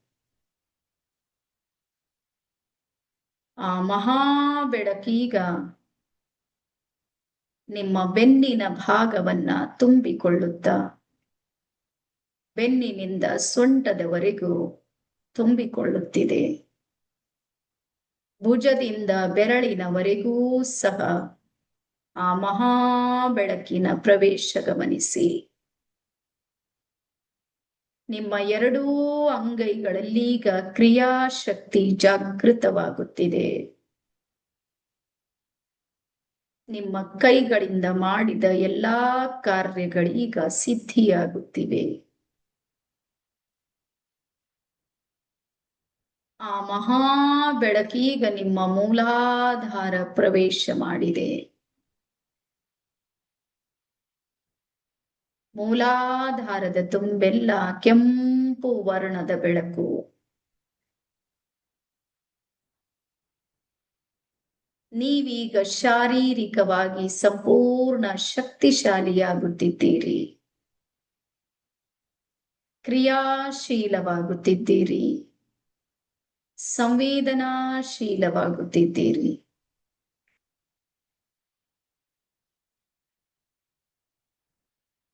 ಇದೀಗ ನಿಮ್ಮ ಎರಡು ತೊಡೆಯ ಭಾಗದತ್ತ ಬೆಳಕಿನ ಹರಿವು ಗಮನಿಸಿ, ಮೊಳಕಾಲಿನವರೆಗೂ. ಮೊಳಕಾಲಿನಿಂದ ಎಲ್ಲಾ ಬೆರಳುಗಳ ತನಕ ಕೆಂಪು ಬಣ್ಣದ ಬೆಳಕಿನ ಪ್ರವೇಶ ಗಮನಿಸಿ.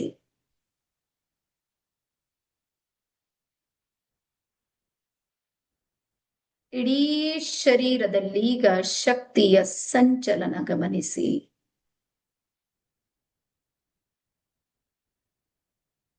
ನೀವೀಗ ಶಾರೀರಿಕವಾಗಿ ಶಕ್ತಿಶಾಲಿಯಾಗುತ್ತಿದ್ದೀರಿ. ನಿಮ್ಮ ಶರೀರದ ಎಲ್ಲಾ ಜೀವಕೋಶಗಳೀಗ ಶಕ್ತಿಶಾಲಿಯಾಗುತ್ತಿವೆ.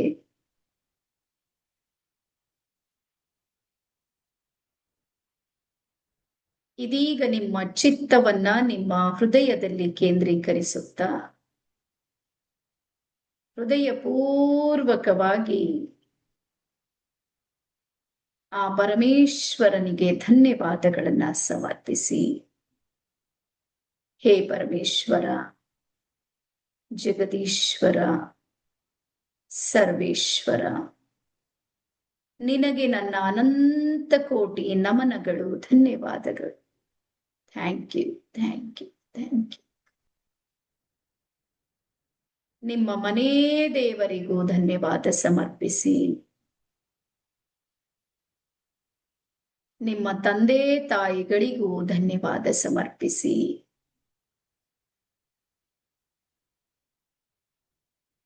ನಿಮ್ಮ ಕುಟುಂಬದ ಎಲ್ಲಾ ಸದಸ್ಯರಿಗೂ ಮನಸ್ಫೂರ್ತಿ ಧನ್ಯವಾದ ತಿಳಿಸಿ.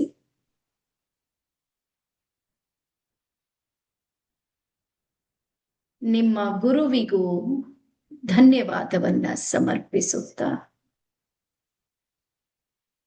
ಇದೀಗ ಬೆಟ್ಟದಿಂದ ಮರಳಿ ಬನ್ನಿ. ಹಾಗೆ ಹಾರುತ್ತಾ ಹಾರುತ್ತಾ ಬನ್ನಿ. 1 2 3 4 5 6 7 8 9 10. ಸಂಪೂರ್ಣ ನೀವೀಗ ಮರಳಿ ಬಂದಿದ್ದೀರಿ. ನಿಮ್ಮ ಶರೀರದಲ್ಲಿ ಪ್ರವೇಶವಾಗಿದ್ದೀರಿ.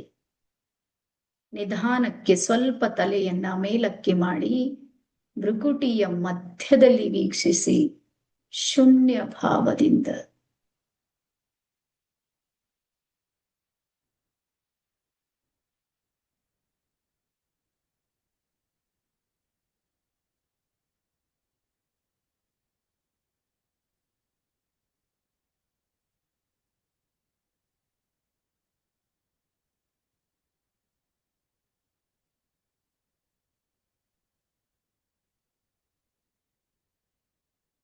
ನಿಧಾನಕ್ಕೆ 2 ಕೈಗಳನ್ನು ನಮಸ್ಕಾರ ಮುದ್ರೆಗೆ ತೆಗೆದುಕೊಂಡು ಬನ್ನಿ.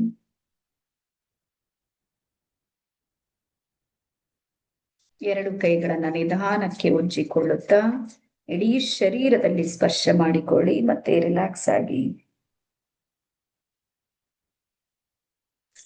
ಶರೀರದಲ್ಲಿ ಎಲ್ಲೆಲ್ಲಿ ನಿಮಗೆ ಎನರ್ಜಿಯ ಅವಶ್ಯಕತೆ ಇದೆ ಅಲ್ಲಿ ಹೆಚ್ಚಿನ ಸ್ಪರ್ಶವನ್ನ ಮಾಡಿ ಮತ್ತೆ ರಿಲ್ಯಾಕ್ಸ್ ಹೇಳಿ.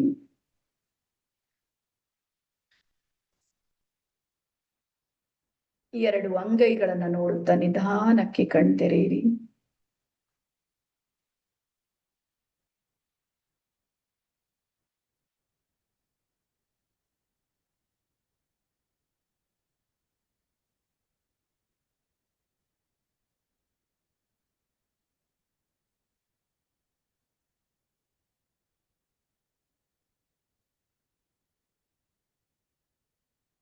ಎಲ್ಲರಿಗೂ ಶರಣಾರ್ಥಿ. Thank you.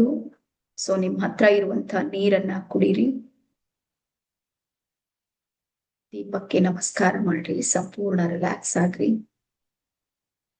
ಎಲ್ಲರಿಗೂ ಮೊದಲನೇ ದಿನದ ಈ ಒಂದು ಸಾರ್ಥಕವಾಗಿರುವ ಸೆಷನ್ಗೆ ಅಭಿನಂದನೆಗಳನ್ನ ಸಲ್ಲಿಸುತ್ತಾ ಥ್ಯಾಂಕ್ ಯು. ಮತ್ತೆ ನಾಳೆ ಸಿಗೋಣ ಸೇಮ್